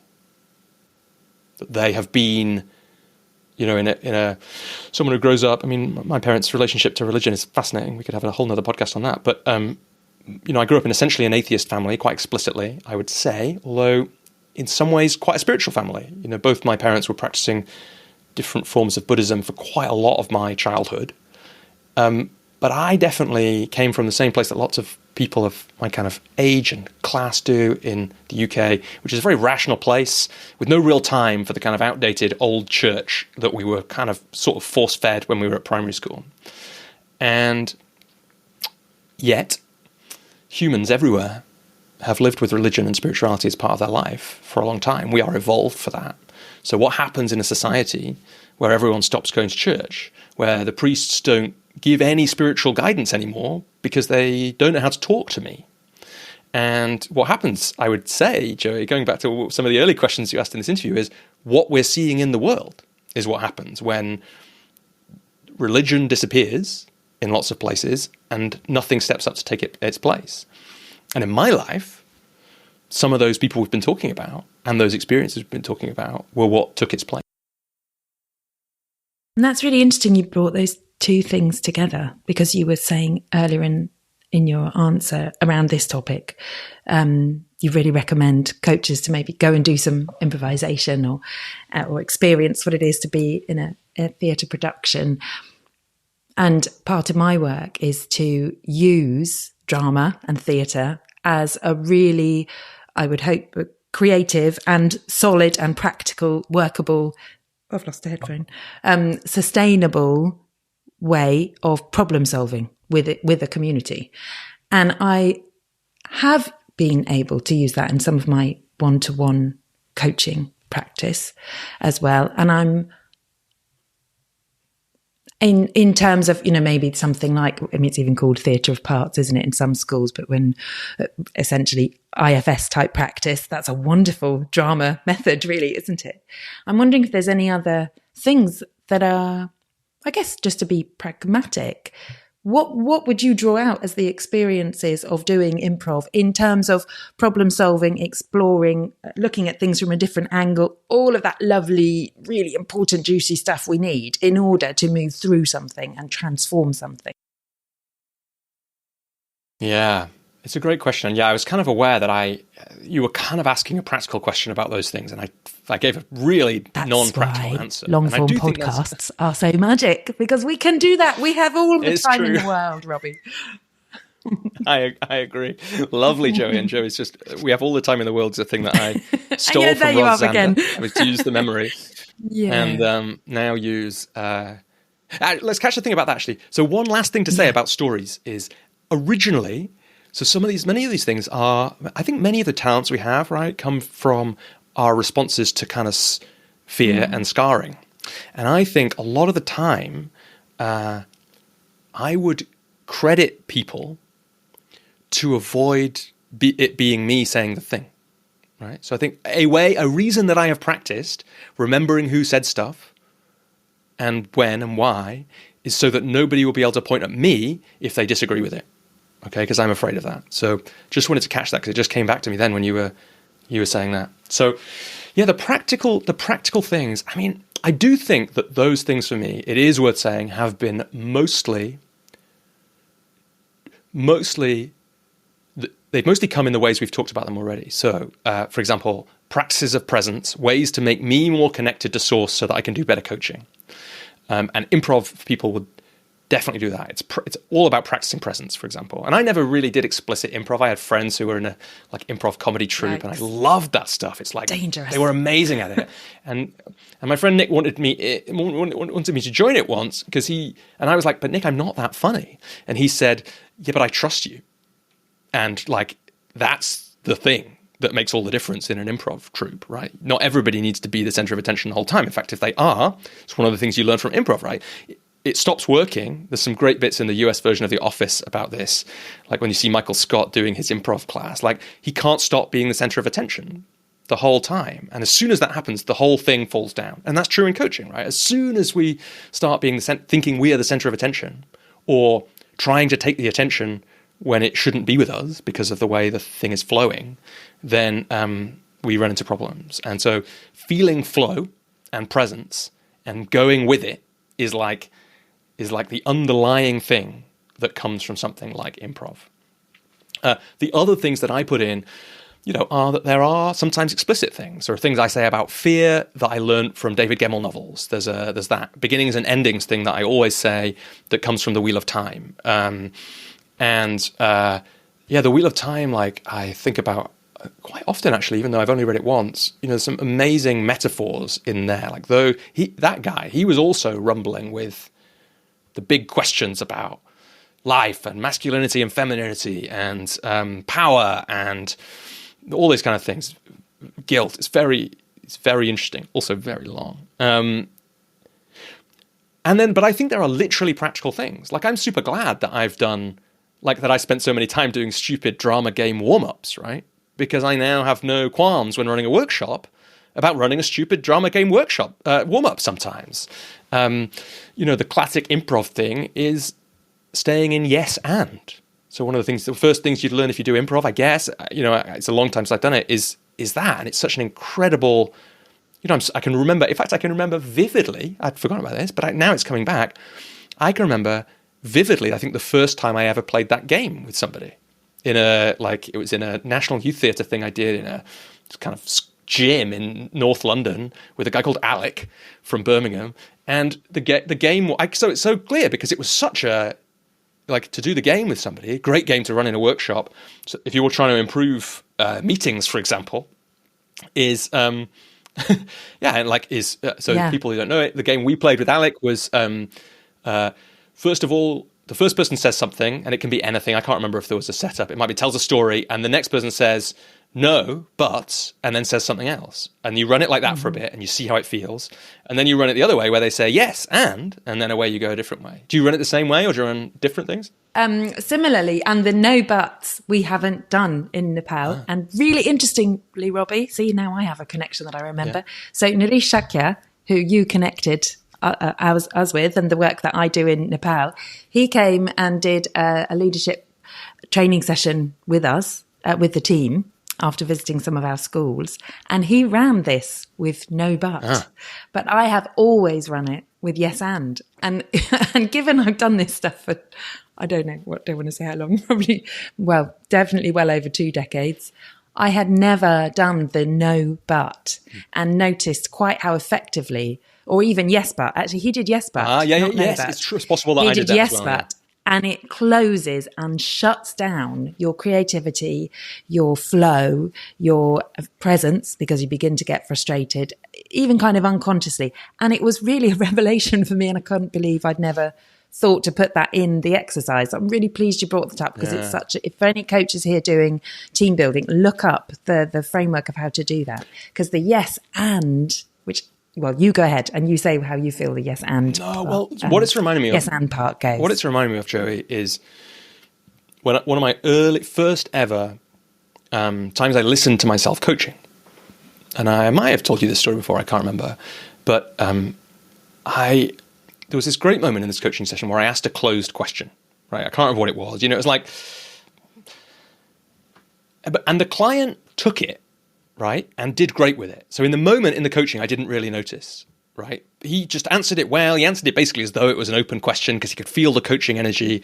But when I listened back, it was incredibly obvious to me how he had to work really hard to hold the energy haul the energy of the coaching session back to where it should be so that he could keep staying in possibility and creativity and all those kinds of things. And that if I had asked an open version of it, he would have just gone up and out and it would have been easier and away he would have gone. And it was exactly the equivalent of what you said of yes, but versus yes, and. And yes, and for me is always just the energy's going up and out. And it's amazing. Absolutely. And it's expansive. And yes, and Robbie, once you start getting into this, it's forever. And I notice buts now. So often I stop before I say a but, and sometimes I really need to say the but, yep. and it's clunky now. This is so useful, I think, for especially newer coaches, because actually in our English language and the way we speak colloquially, there's a lot of yes, no, or no, yes, or yes, but. We kind of have that almost automatically somehow at the beginning of a lot of our conversations. And if we bring that into a coaching context, I think it can be detrimental, let's say. So I think it's really important to have highlighted it. Thank you. And it's just a great practical thing to just be paying attention to in all of our coaching in the next week after we've, if the listeners have listened and we've done this, is like, okay, how am I making sure the energy is, how am I doing my part to keep us in that creative energy? And of course, there might be times when you don't want to be in that energy, but mostly, if you are listening to the rules of any of the coaching bodies or any of the good training courses out there, all of the work of coaching is to keep you in yes and, essentially. And in my life generally, so I grew up in a family of yes and, really, and in life generally, there are times sometimes when I think, I could do with a bit more yes but or no but, a bit more skepticism just sprinkled in my naivety or the visionary side of me, like a bit down to earth stuff. But in coaching, almost never. Basically, almost never, because the structures of coaching are almost all designed to help people be in possibility. And so there we go. Yes, that's a great question that gets us to something really practical of, if you've practiced in improv, say, or in just drama games or whatever it might be, if you've practiced maintaining the energy of a group, then you can bring all of that directly to the clients and practice maintaining and massaging the energy of the client or of a group of people in a workshop. Nicely segued into a storytelling that actually I would love to hear about groups. People not watching. There's a whole load of body language going on here. I don't think I can even begin to describe. The energy coming off you has completely changed. I'm almost regretting having brought this up. There was before we do these interviews on the coach's journey, for listeners who may not know, the guest who's coming on is asked this wondrous question of, what do people who know you really well, what would they ask you? What would they ask you about? And so, Robbie, one of your answers was, I can't remember the words exactly, but crashing and burning on an away day last year for 150 people.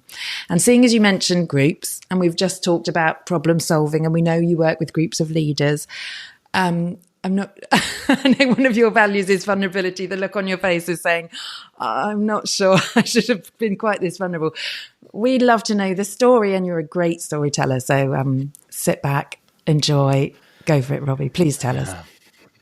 Man, it's a great question. I was saying this to you before.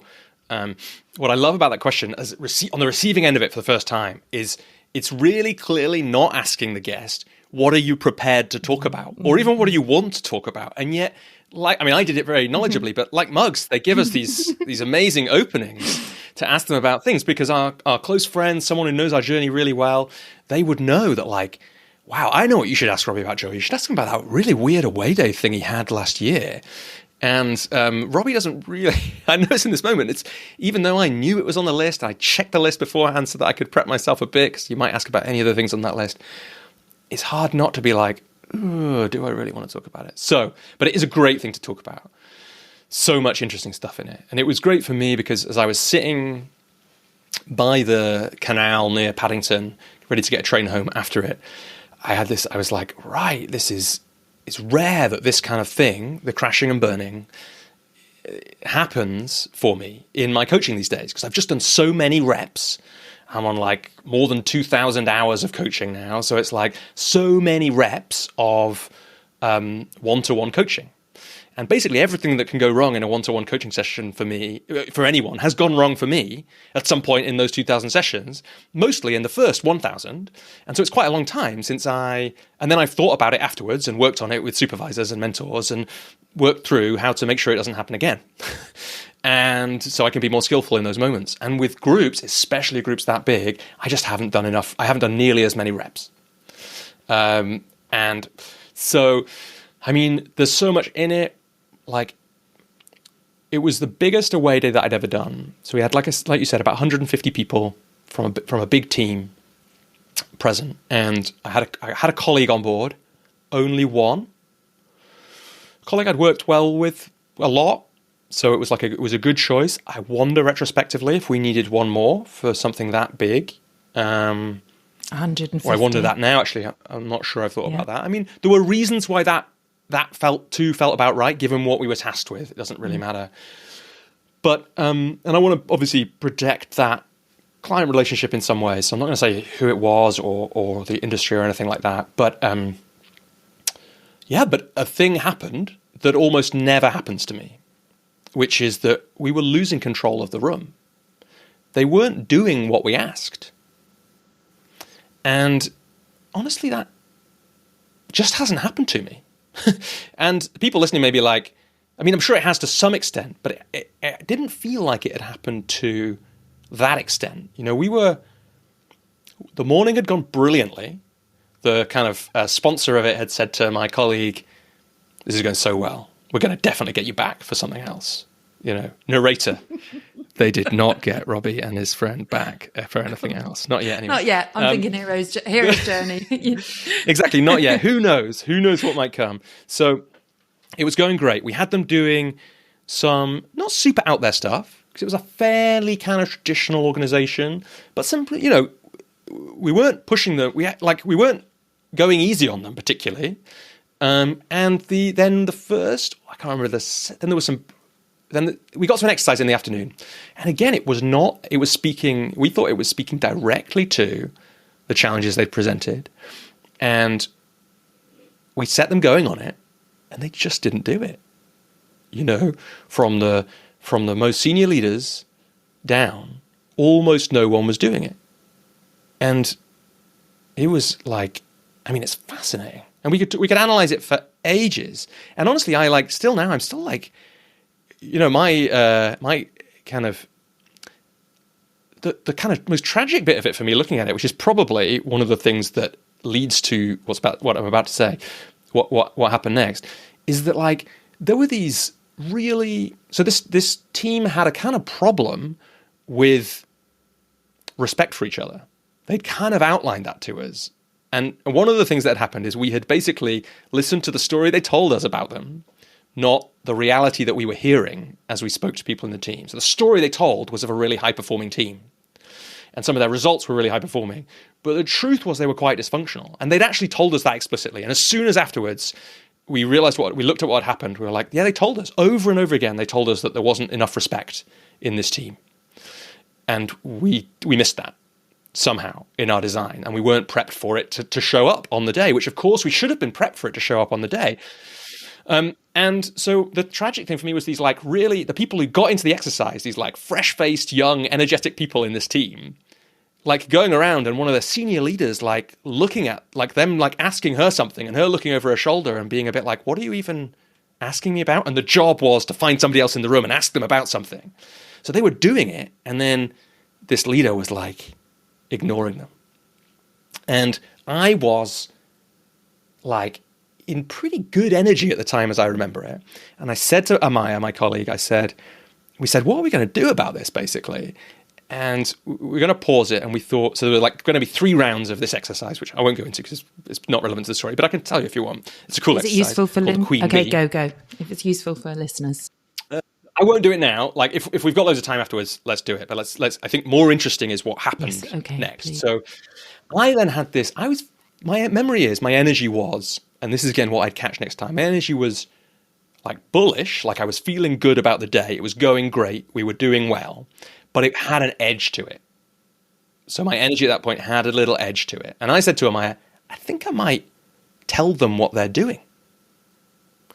And in a one-to-one session, for example, this is exactly what I would have done, right? I'm noticing something's up here.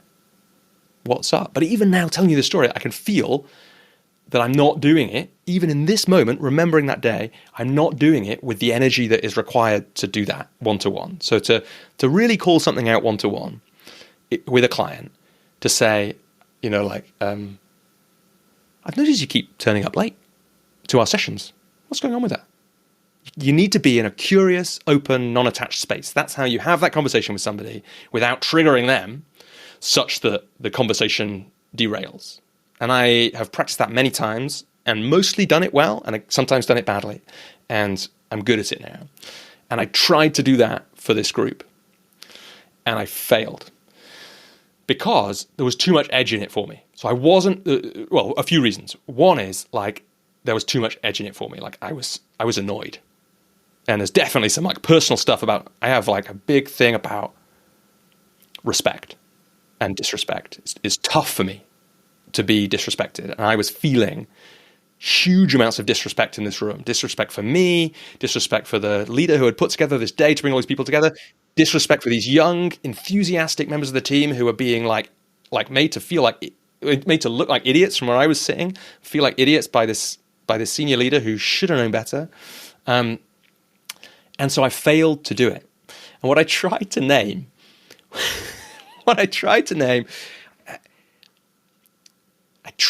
to name transactional analysis as a way to invite them back into healthy adult, because what I could feel was myself getting dragged into parent or teacher energy, right? And I tried to name it as a way to bring them back, but I was still too much in the parent energy. And so what I ended up saying is so I explained transactional analysis as I have done many times with clients. So it's a well-practiced story going back to what we've said before. It's a very useful model. We talked about it on the show before. People can listen to Barry Ennis from way back in episode 8 or something.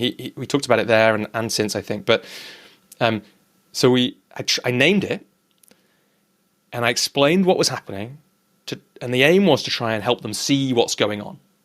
But I finished, I can't remember exactly what I said, but I finished it with saying, and slightly, with a raised voice, not quite shouting, but like, and this behavior that I'm witnessing here is childish, unbelievably childish. Sorry, and you should laugh. Everyone listening should be laughing at this. I can't quite do that yet, as you can tell. And the truth is, it was really childish. Like they were behaving, they were like, people in their 40s and 50s and probably 60s at the back tables chatting like school children. And it was embarrassing for them. And then me losing it, of course, slightly was embarrassing for me. And what I remember mostly about it is that I sat down with this, there was a woman in the comms team who'd helped us quite a lot, who was like maternity cover. So she was a little bit of an outsider to this team. And I remember her just like losing it, laughing like you are at me afterwards. And me just looking at her and being like, I can't believe, at that point, not that I did this, just like, I can't believe these people. And the senior leader at some point towards the end of the day, she said, thanks for everything. And look, I know you lost your temper a little bit at that point, but like, thank you. And I said, look, I lost my temper after a day with these people. Well, you're doing amazing because you have to deal with them every day. But it's probably worth catching a couple of things that I think are really important. So experienced group practitioners will know this kind of stuff, but I'd never thought about it before. There was a load of stuff going on there. So I have trained myself to be sensitive. I've always been a sensitive person, but I've trained myself to be sensitive. That's what coaching often is for me, right? It's like, how am I sensitive to the person that I'm with? And in that case, I think I'm picking up a load of signal from this group of 150 people. And through me is coming the fury of a bunch of the people in that room.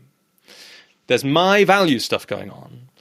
And then the thing that I would love to be able to do, which I wasn't able to hold in that bigger group with that particular issue in that moment, is the problem that you get into straight away with that is that if you can't hold it well, so this is something when I was at a conference last year, same one where I got that coaching at, actually. I had a bit of a conversation with this about two people. I walked into their conversation. They were talking about something similar, and I told a little bit of this story.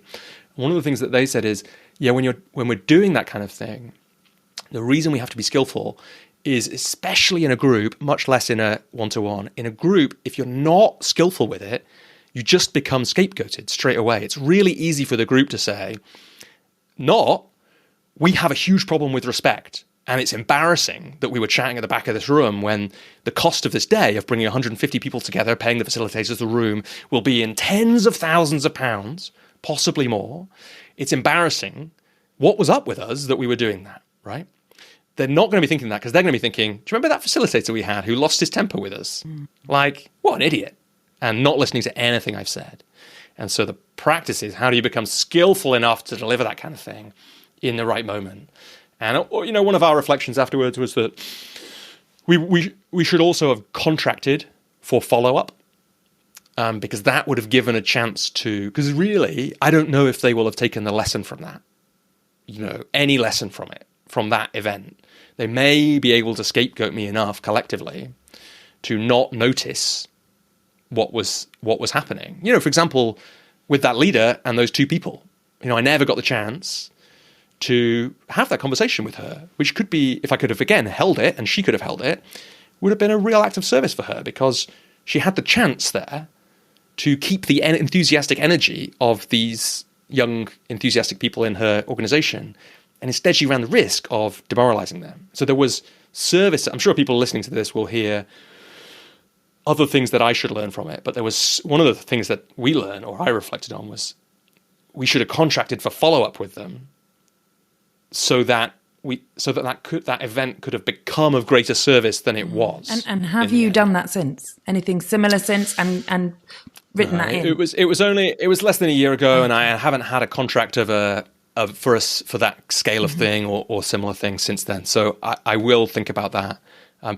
Also what's worth saying is, this gig came in at a time when I had just said no to a couple of things that had propped up my business financially for a while.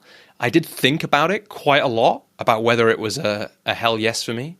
And I decided, and so I put in a fee for it that I thought would make it a hell yes. I thought this is probably going to be some hassle. So I raised the fee a bit for it.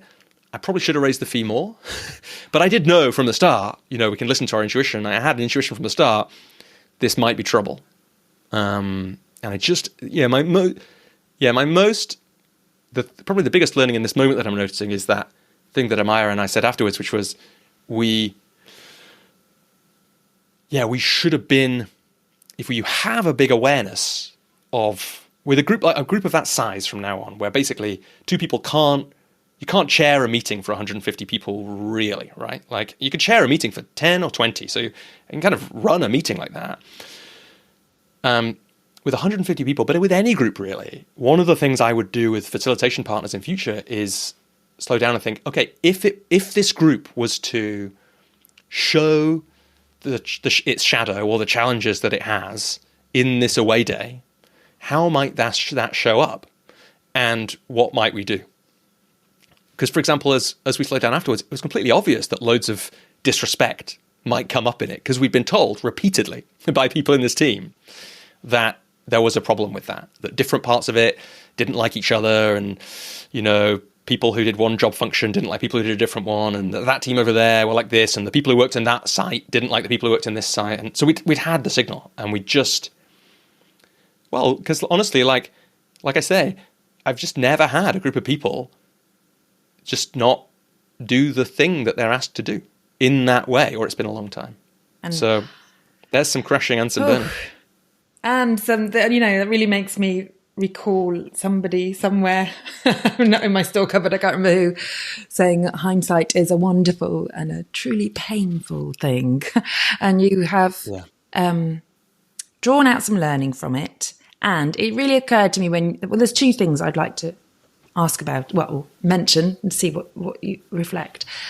One is you said you knew somewhere in your intuition, there were signs, there were signals popping off, at insight seminars, they might say red flags. There were little red flags, and you went anyway. You kind of brought about the hell yes, perhaps because of the money pressure. Who knows? Who knows why? But it really showed that old army adage, I can't remember what it is, the 6 Ps, piss poor performance produces piss poor something or other. Is planning. And once again, here we are again. It comes back to contracting and careful thought through, timely planning. So that was helpful to hear. Before I say that. And look, even with the money, it didn't get to a real hell yes. To be honest. You did it. But look, we do sometimes, I'm also a human, we're all humans with businesses. Sometimes we have to do things a bit for the money. Don't we? And look, I got paid in an incredible experience because that story with the client who walked away, right?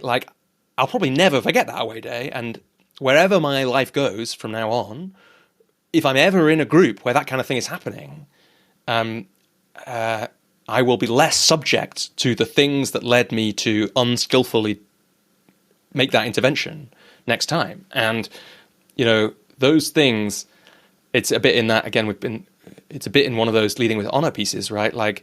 We could build our code on the times when things go really wrong, when we look back on it and think, yeah, I didn't manage to, I'm not really at peace with myself about that. I want to be different next time. Look, sometimes we do things that are 8 out of 10, and what tends, or in this case, 6 out of 10, 4 out of 10, because there's some money and we have to pay our rent and our mortgage. And if we don't do that, we can't live and we can't make a difference, right? Because if we're destitute, there's no tilting the world. I mean, well, no, that's not true. Our abilities and ways to tilt the world are more limited sometimes. On tilting the world, I'm going to interrupt you because you gave me permission earlier. Yep. That challenge, so even though you did it, even though it wasn't a hell yes, you don't know, and the same with the conversation with the girl all those years ago, you don't know that relaying these stories, we talked about storytelling here, how useful that is for the learning for countless other people who are listening and hearing it.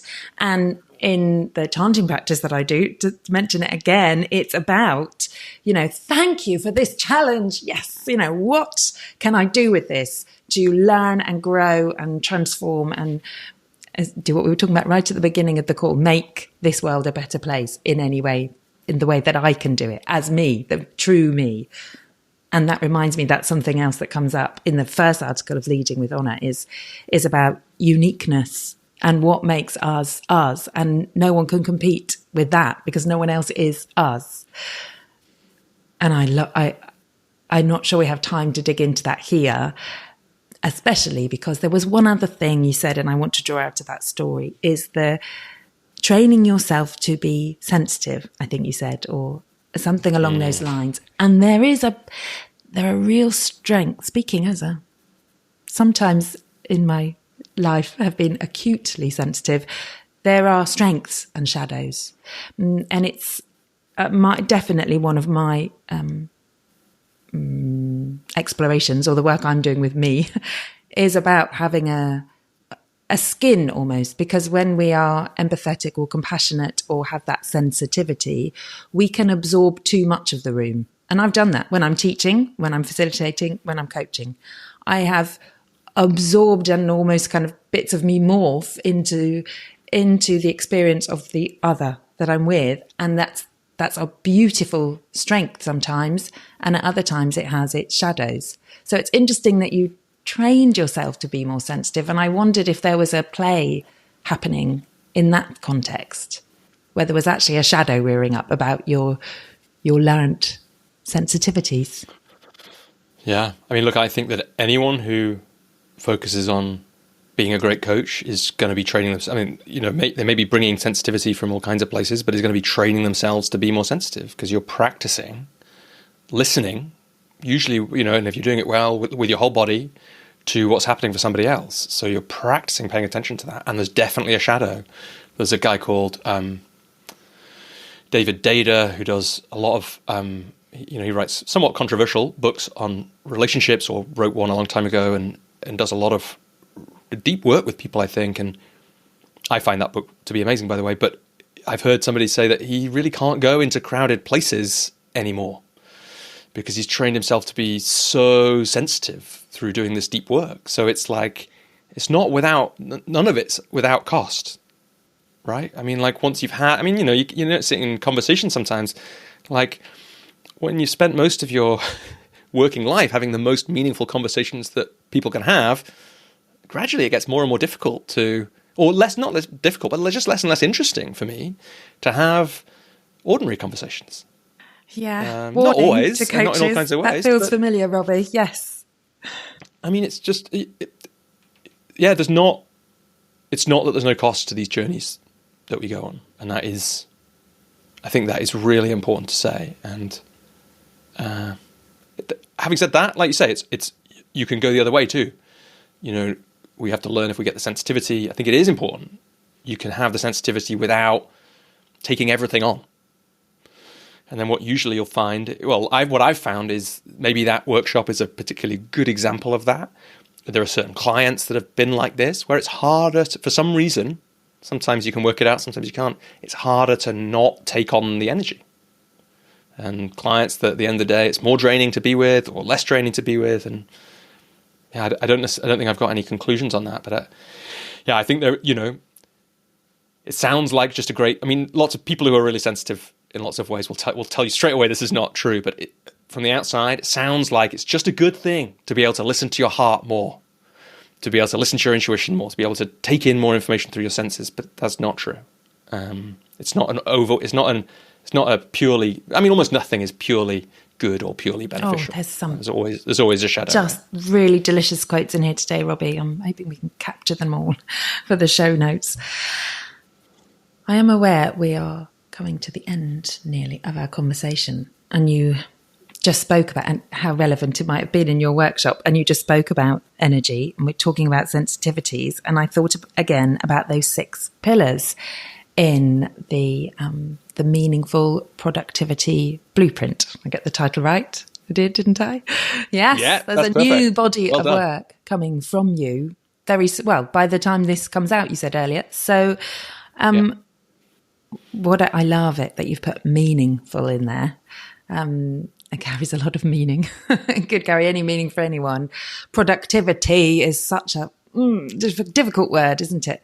So would you like to, maybe on this last little section of our conversation today, tell me and everyone listening, about why you've done this, what the purpose of it is, and how it could, well, make the world a slightly better place? Yeah, and look, we don't have to go into it in detail. I'm sure we'll get something else on the podcast feed at some point in more detail about it. We can think about it in more detail, and maybe you and me can do that, or somebody else. But yeah, I mean, look, it's funny actually to make it really practical and about building coaching businesses. A part of it was what I said way earlier in this conversation, that the coach's journey part of my work is much louder in the internet than my leadership work. But my leadership work is really what pays my mortgage. And it's not that I couldn't let the coach's journey or help the coach's journey grow more. In some ways, I say no to doing more of that work to make sure I've got space to say yes to work with leaders and organizations, because that's where I feel the call, the long-term, an important long-term call. So part of it was, I've been thinking quite a bit about how do I make the leadership bit of my work louder on the internet, so that I don't have friends who say to me sometimes, so do you ever do any coaching work with people who aren't coaches, or do you just do that?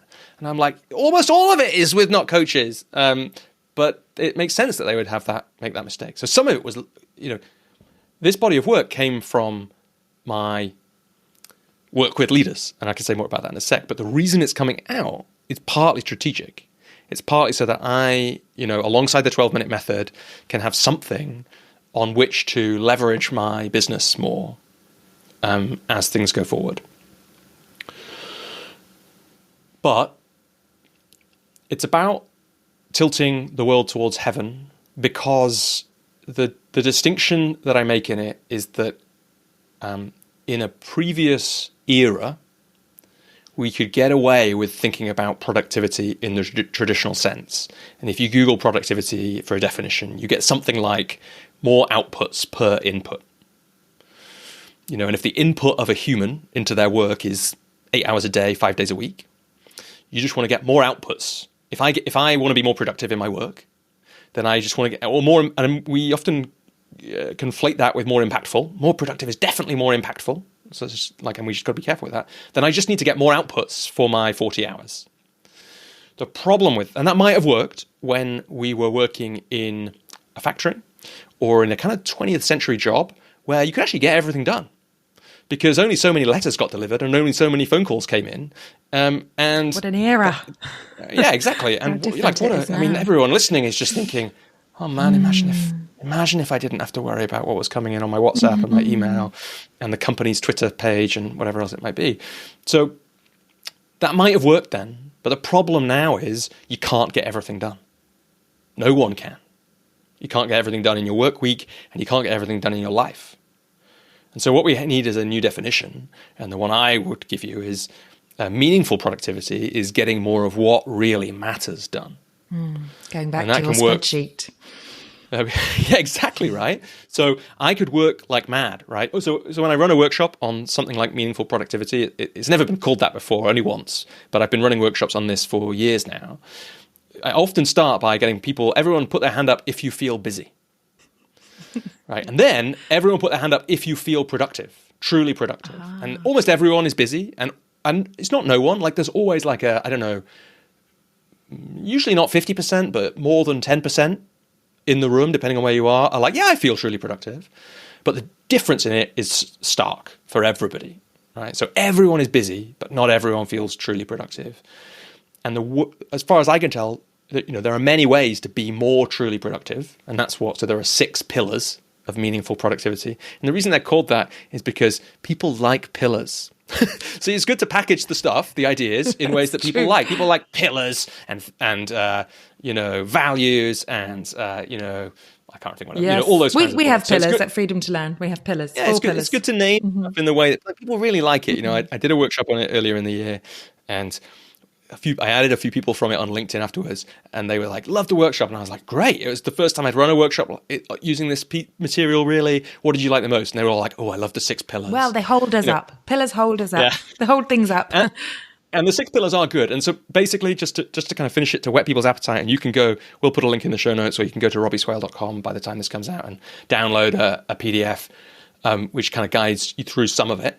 The idea is really that just like the definition of productivity is wrong, like you hinted at earlier, thinking about time management is a generally disempowering and bad idea, in my view, because time just ticks by.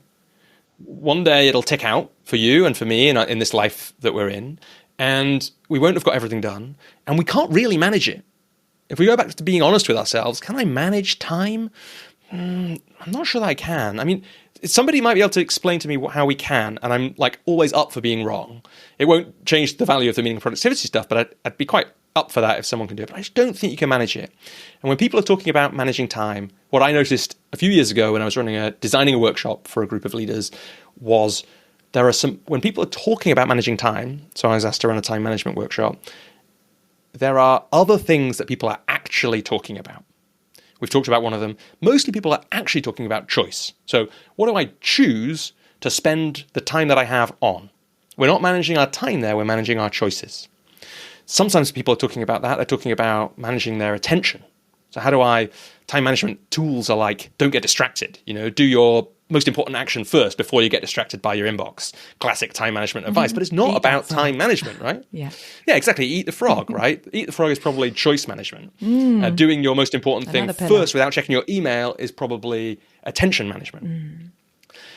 And then as I ran that workshop a number of times over a number of years, I gradually realized there are other things that are important that when we're talking about productivity and time management, we actually mean. So sometimes we mean energy. Sometimes we mean our attitude. So it's actually like write your to-do list so you can succeed at it, so that you feel better. Because some people don't actually want to be more productive. What they really want is to just not feel like they're failing all the time. And that's why they're at the productivity workshop. Not to actually do more, they're doing enough, just to feel like life isn't a failure. And actually, if you change the way you write your to-do lists, you do crazy things like stopping complaining about time, often you can feel way better whilst getting exactly the same amount done. And we might be talking sometimes Just about say that relationship again. management. Often you can feel way better and getting the same amount of stuff done. Right. So that would be my crucial attention management question. Yeah. Do you actually want to get more done, or do you just want to feel better or like you're failing less? And if that's the case, then it's actually, you want to be focusing on attention management, not any of these other things. So the reason a model or some distinctions is useful is because it lets people choose, like, what do I actually need to do differently? Maybe I'm making amazing choices, my attention is managed well, but actually I don't have enough like meaningful relationships in my life, so I don't have any emotional and relational energy, and so I need to sort that out. Or maybe I actually just need to get better at having difficult conversations. So relationships is sometimes the things we need to manage. And then the last one, which people who followed my work, is kind of no surprise. I think I've done the other 5 pillars. The last one is habit management, right? So it's the 12-minute method stuff. It's like we overestimate what we can get done in a short amount of time, and we mostly really underestimate what small, regular action can achieve over a number of years. So yeah, like I haven't really talked about that publicly other than in this one workshop until now. So I guess I probably will have by the time this come out, or at least the PDF and some other documentation and stuff will be there. But my plan is that in 2025, there'll be a series of free workshops, one on each pillar. And there'll be a way for people to pay a bit extra to get some extra stuff, but they'll be open to everybody. And at some point, like I said before, who knows, there'll be a meaningful productivity book that either I or ChatGPT will write for me. Oh, ChatGPT will never write anything for me. I don't know if it'll. Well, you'll never remember it if that happens, because you need to write it down and convey it in order to store it, Robbie. And it won't be as good. I have read. Briefly, I've scanned through and read, because you sent it over day before yesterday, I think. I am going to delve into it because there are questions in there, aren't there, which are really useful. For the pillars, and how exciting you're doing the workshops. That'll be. Yep, it's going to be fun. So and you'll be releasing everything, won't you, onto website, The Coach's Journey, robbieswale.com. Yeah, we'll certainly put some stuff on here, but I am focusing the work not on work for coaches. So if you want to be kept up to date on that, hit the webpage on robbieswale.com. There will be, it's not that I won't tell you on the Coach's Journey, but if you want to be in touch about that, people who don't know, as well as the Coach's Journey mailing list, there is a Robbie Swale mailing list that you can get on if you would like to hear more about meaningful productivity. Wow, there's to my right, which I've barely even glanced at because I've been so absorbed in our conversation, there's like 2 A4 pages of a load of other things we can talk about, Robbie. Well, maybe we could do another one. But we're out of time. How? Let's hope we made some good choices. Managed our choices throughout this conversation, trusted the universe that we would make some good ones, right? You can't do everything. I think we did. It's been a wonderful, Joey. I've had a great time. Yeah, we could do this. I could, if I did this every week, I would have that would be a good way to use my time. I feel great at the end of this. My energy. I can tell I've been listened to beautifully and invited into the edge of my understanding, which is always leaves me feeling good. So thanks so much. And on behalf of the Coach's Journey, also, thanks for I think you've brought things out practically that, we've never talked about on this show before. So I'm really glad that we've done that. Oh, we definitely warmed up, didn't we? I've really relished it. It's been wonderful. Lovely. Thank you. And see you soon. Yeah. Thanks, everybody. Bye.